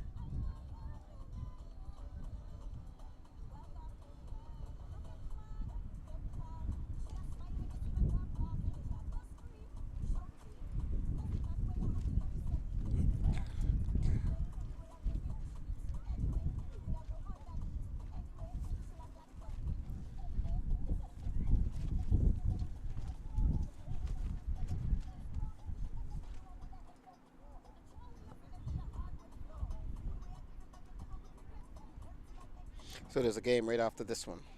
Yeah, and then the third game comes up with the Tampa Tigers against the Bermuda national team. That's a feature game tonight. And there's no rain in the forecast today, only cold weather. And it's going to be colder tonight, yes? Yes, it will be. Okay. There's the man better known as the lunchbox. Not out, says the umpire. Smith has given up, actually. Smith has given up. Look at Smith.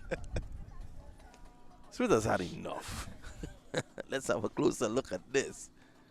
It's going to be difficult to tell from our angle, but there's the batsman on the move. The back foot is somewhere moving. He's gone. He is actually gone. Good work there by our producer, Roddy Lalman. His foot is in the air. Foot somewhere, yep. Well. I don't think Smith is a happy man at this point in time. But his excellent glove work continues. Actually, when I was out there looking at the wicket, from the side, you could hardly see the white lines, actually, the popping crease. I think we need to get umpire Bent in there.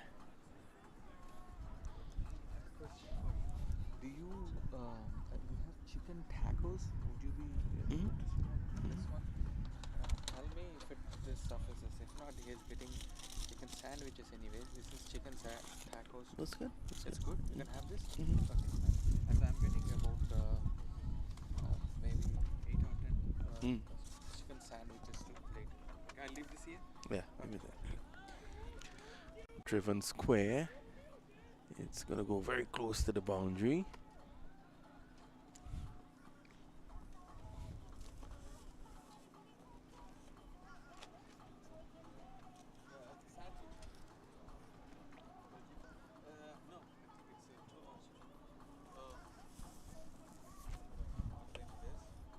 You can have that. You can also want to make sure. No, they can have that.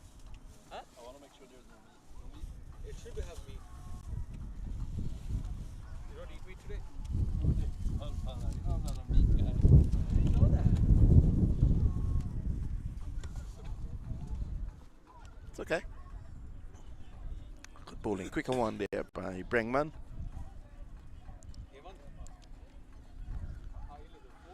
One delivery to go, and then we'll be at the halfway stage of the reply. 50 for 5. A small matter of 155 required in the last 10 overs. Small matter. Is it safe to say, Doggy, that you'll have your second victory on the trot? Well, the game's not over yet. Driving through the offside. This one is going to go very close to the boundary. And it stops. So after 10, it's 52 for the loss of 5. We take a short break. We'll be right back.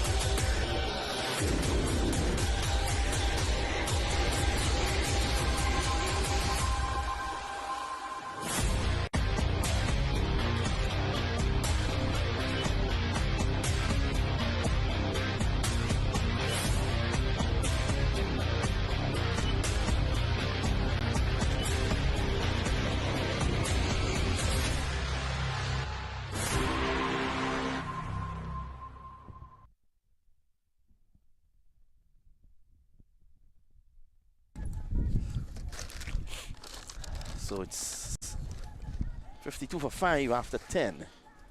The action continues with Malachi Jones continuing to bowl. He's bowling to Ashraf, who's on 1 of 13. He's in no hurry, Ashraf. And he's bowled him behind his back. Look at that. The middle stump goes. 52 for 6, Dogley. So they should hopefully get him out for by 80, under 80, and get a bit of early day. Yeah, I think it might be even less than that. I don't think the Dragons have made an impression here. You're playing against a national team. You want to show some fight. You want to use the opportunity to say, look, I played against the Bermuda national team, and I was able to stick out. I was able to fight. I was able to stay out there. It's an opportunity. Well, like you said, this evening is supposed to be a very good team. So this evening, that's going to be a different fight.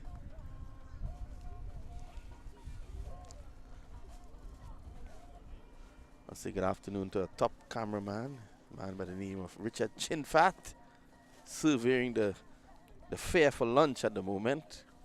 He's a top cook, you know, he's a chef. Cooks curry. Tonight, I think I'll have him cook some curry for us. He said he needs some real food, which means he's going to cook curry tonight. Last week, he cooked curry in Antigua whilst covering the West Indies Regional Championships.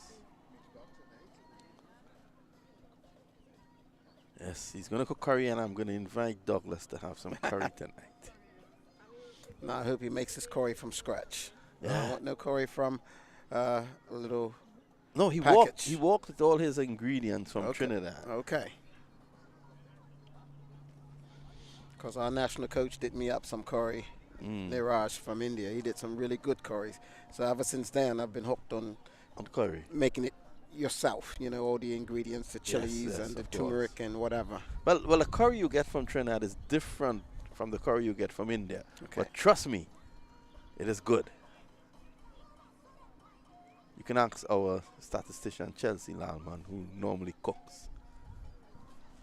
She cooks bread, she cooks cheese every day for her dad, Roddy Lalman. 52 for 6. And her dad says it's food for the road. Here's Malachi. And you want to see some fight here from Cameron Khan.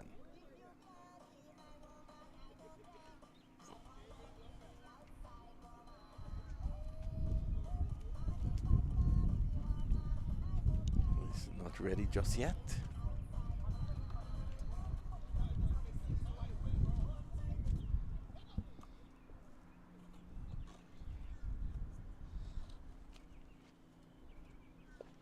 And this one is coming towards Mr. Chin Fat. Oh, good attempt there. Just can't get it in there. Trey Mendes, was it? Yeah, that was Mendes. They're gonna. It was not a tremendous. They're gonna give him some stick because I think that's he's missed 2 for the day. This This was a bit more difficult. I don't think Mendes knew where the boundary line was. Had it been a rope, he might have been able to assess it better.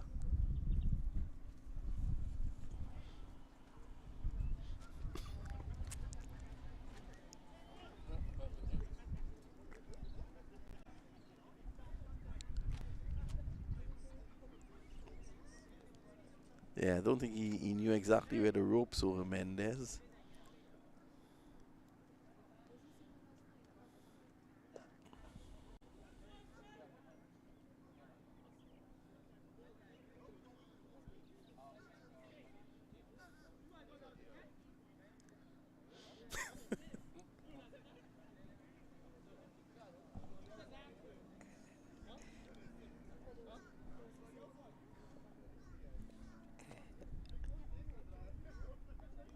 Well, I'm looking at Cameron Khan and Hamad. They are trying their best to play across the line every delivery. At least they're trying to do something. And I think Trey Mendes is going to be employed pretty soon.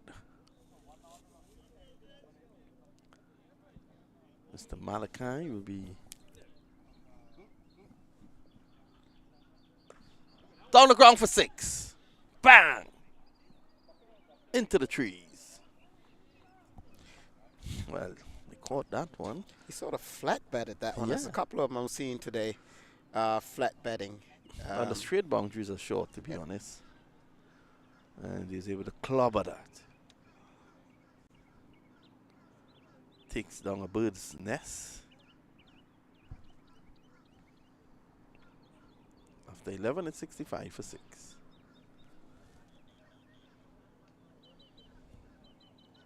So it's 140 needed off of 54 balls.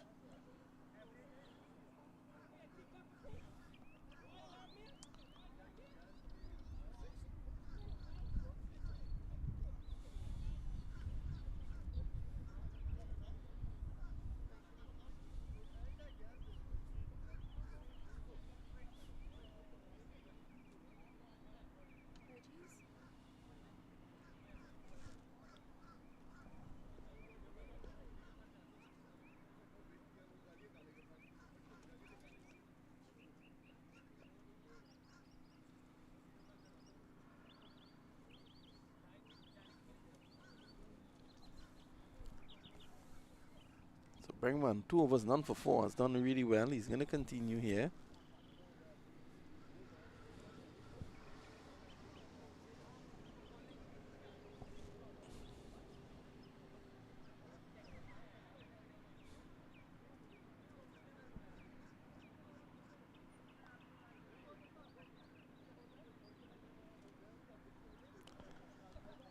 Cameron Khan pulls away again. He has a habit of doing that, it seems.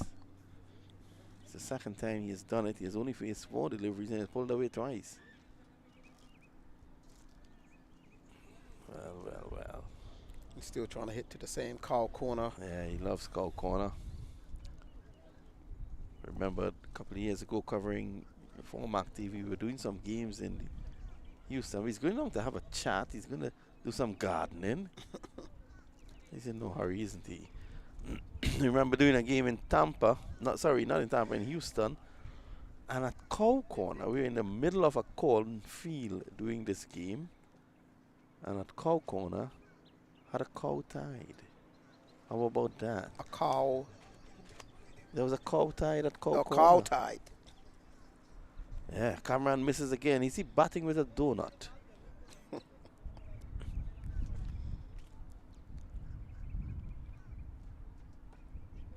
Gets this one away finally.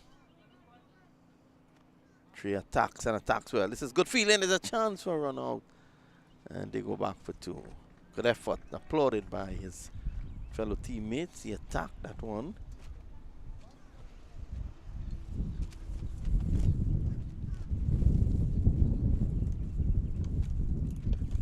This time he gets hold of it. And it goes for 6. Well, Brangman gets his figures dotted a bit. Brangman being the first man in this tournament to bowl a maiden over. His very first over was a maiden.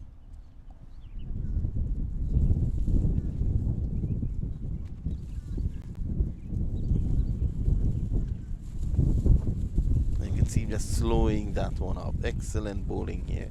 He's showing his experience. Which part of the country in Bermuda that Brangman hails from? Well, originally I think Brangman comes from the Central. Born and bred in the Central. Well, I think he's covered for another 6 here, doggy. Well, he doesn't want to be in that part of the town. End of his over. Roughed up a bit in that over. Still good figures. 3 overs, none for 18.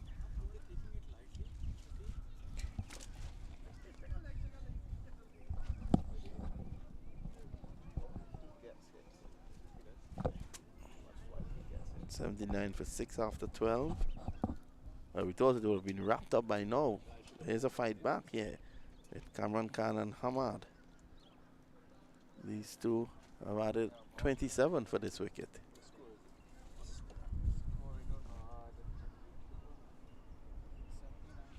So I think Bermuda wants to wrap this up. They've brought back Lev Rock.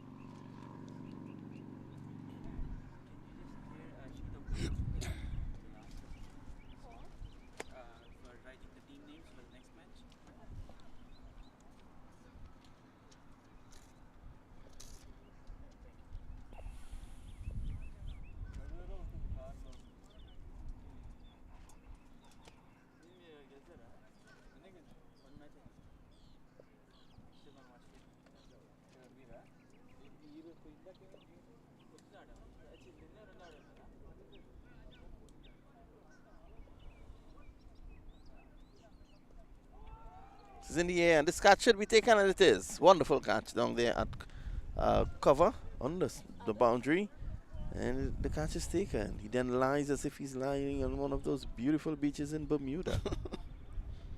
It was really well taken by Orbits out in the boundary. It dipped at the last minute. He kept his eye on it. Yeah, that's the key. He kept his eyes on it right until the last moment, as you can see there.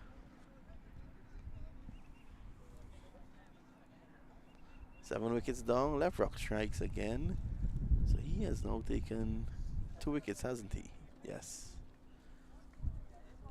Batsman name.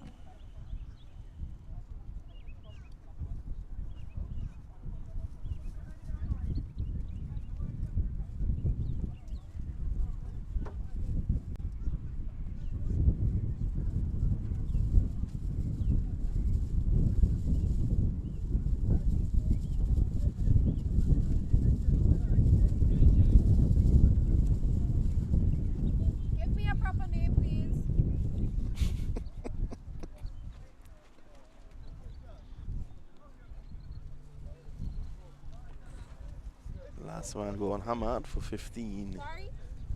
And in a partnership of 27.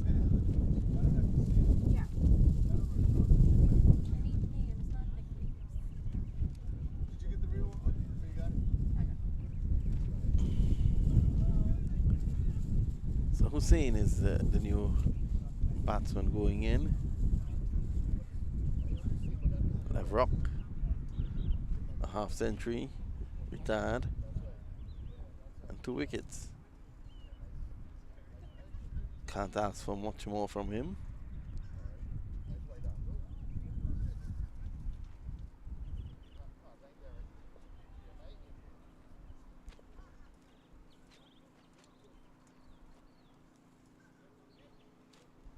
Good line, good channel.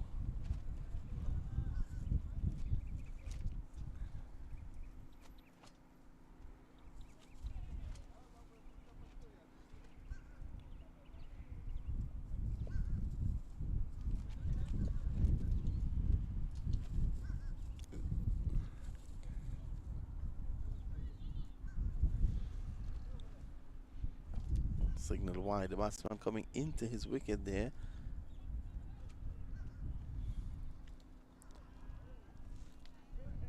That was very close to the stumps. That's why Leverrock had to have a second look. Just close to the leg stump there.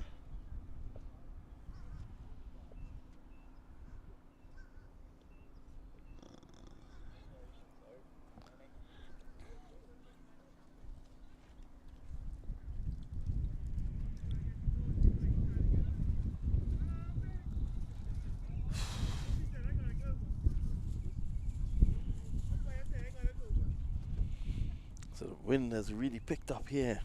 It's even colder. Early on today the temperature was around 60, 59 to 60. Bowled him! Beautiful sight for any fast bowler. The stumps goes cartwheeling out of the ground. It's now 81 for 8. So one down the leg side, one wide, one outside off wide. Next one. Knocks leg stump out.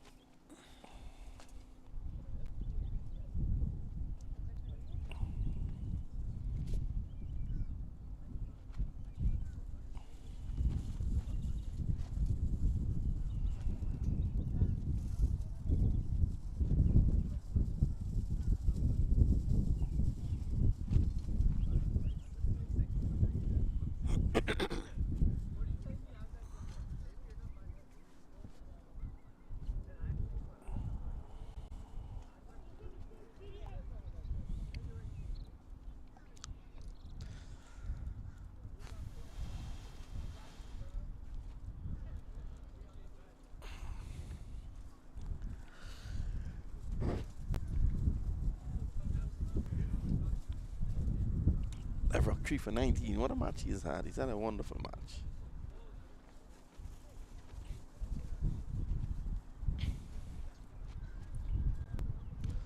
Well, early on it was 59. It has dipped to 52 now. Ooh. And this evening's going to be colder. Yeah. Oh, my dear. Oh, my golly. 81 for 8.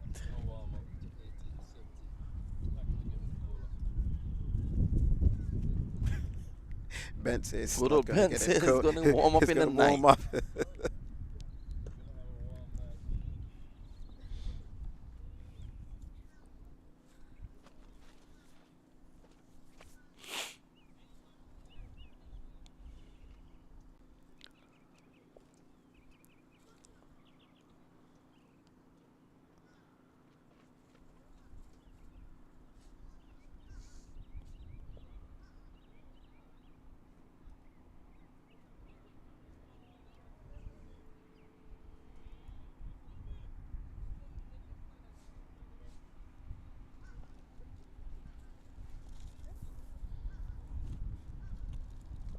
White signal there.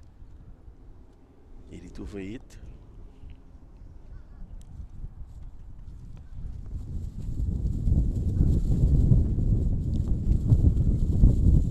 He's bowled him. pulled away. Dead ball signal. Shahid Khan pulling away. No. Leverock is not happy. Yeah, he took a shorter run there, actually, so he turned a bit quicker, and the batsmen weren't ready for it. Yep, but I guess the umpire, once the umpire signal play was on, the batsman had to be ready.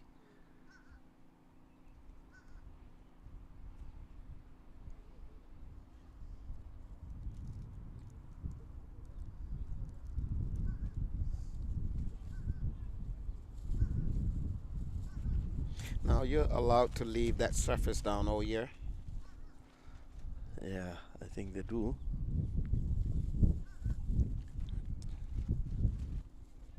He's asking if he's ready now. Because he's bowling! Well. Take that, says Leverock. I've never seen something like that. First, he asks him, are you ready?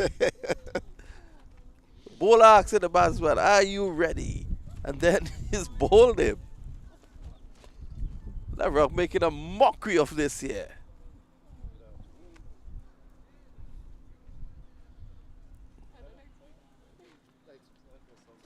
Like stump. Struck. 81 for 9.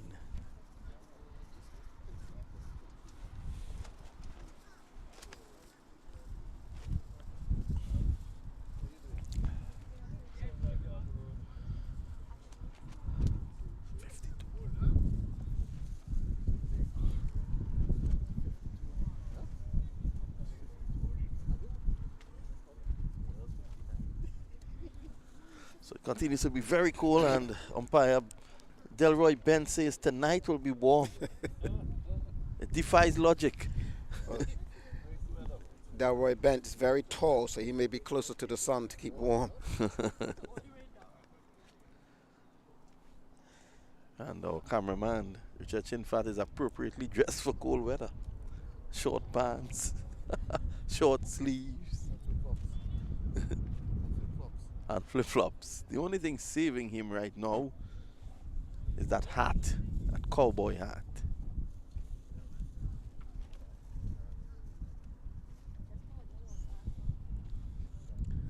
$82 for 9. Leverock still has a delivery to go. Can he get 5? He had a half century, retired. Can he get 5? It'll be a perfect game for him, wouldn't it be, Douglas? It's 9 for 82. Yeah, he should wrap it up.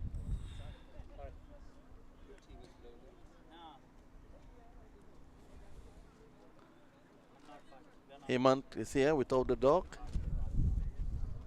I think he's hiding the dog from Chelsea.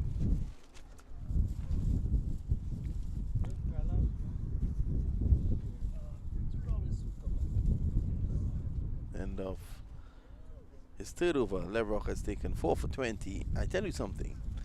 If by somehow Dragons are able to survive this other over, it's going to be very difficult for Rollins to pull that ball away from Leverock. Because he has 4 for 20. His bowled is 4. Is he bowled 4? No, he's bowled 3 overs, 4 for 20.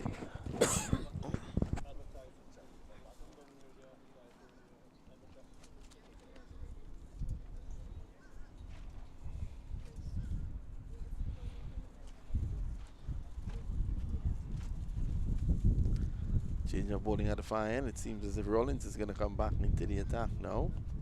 Look to end it. Give the boys a good rest.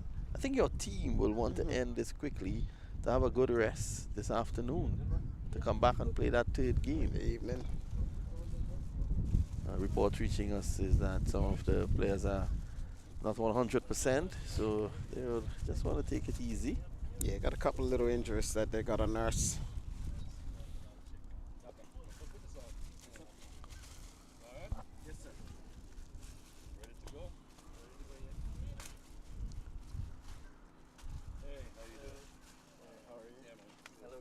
How are you?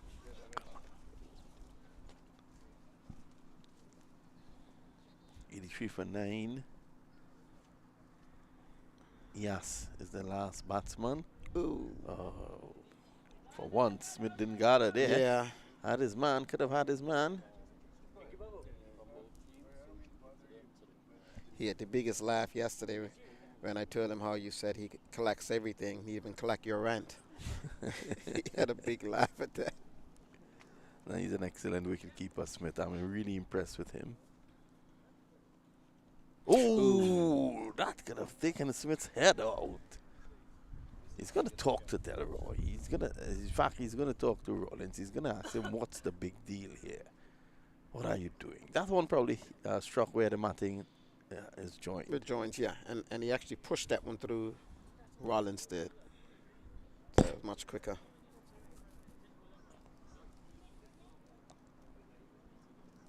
I like the spirit of this Bermuda team.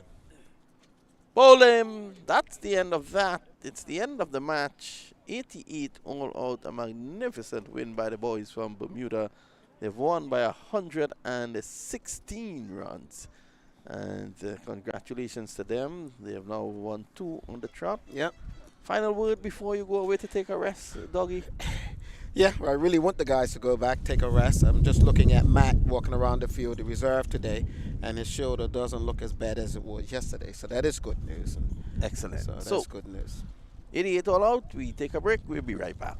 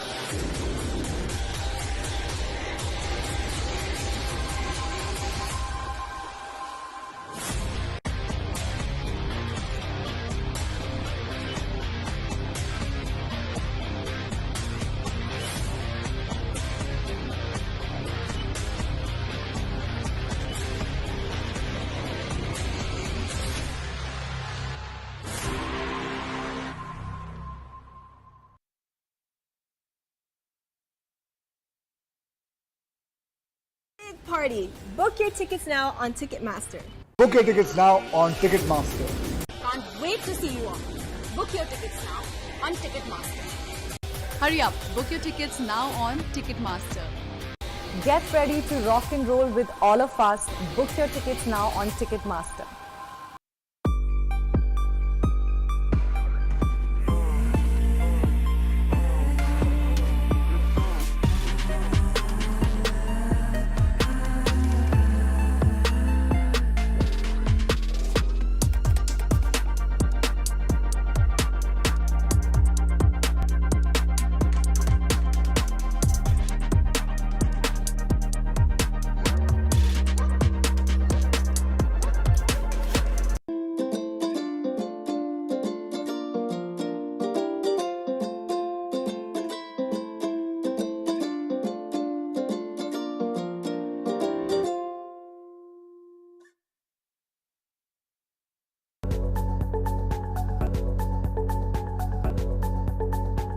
Indian Lake Estates as our newest Florida land investment opportunity.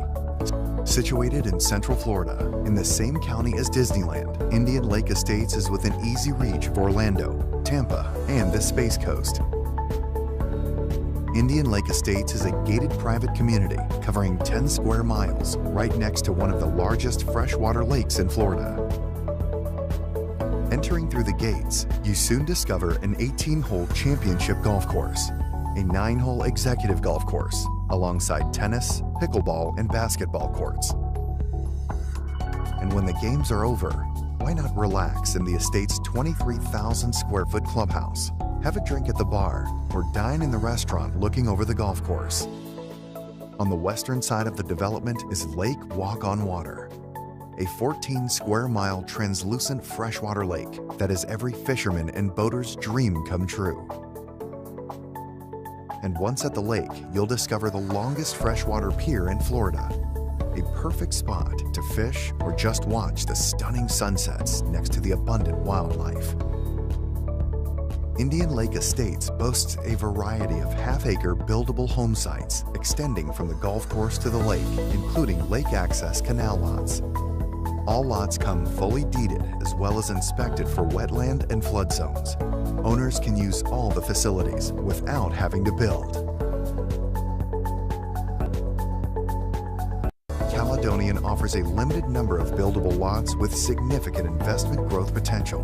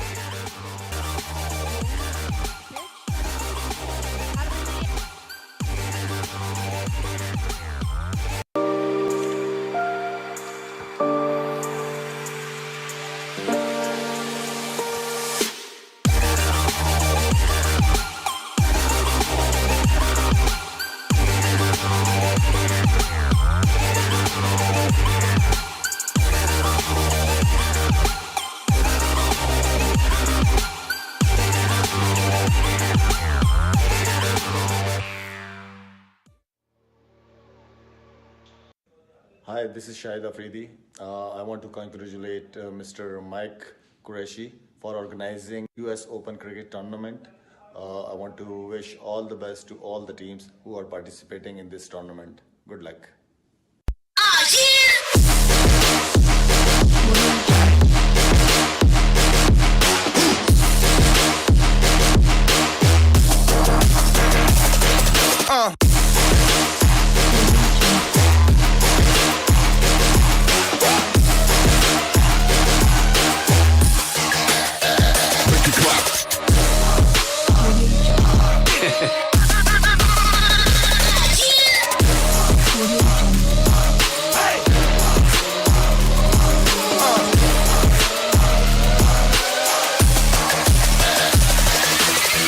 Audio Jungle.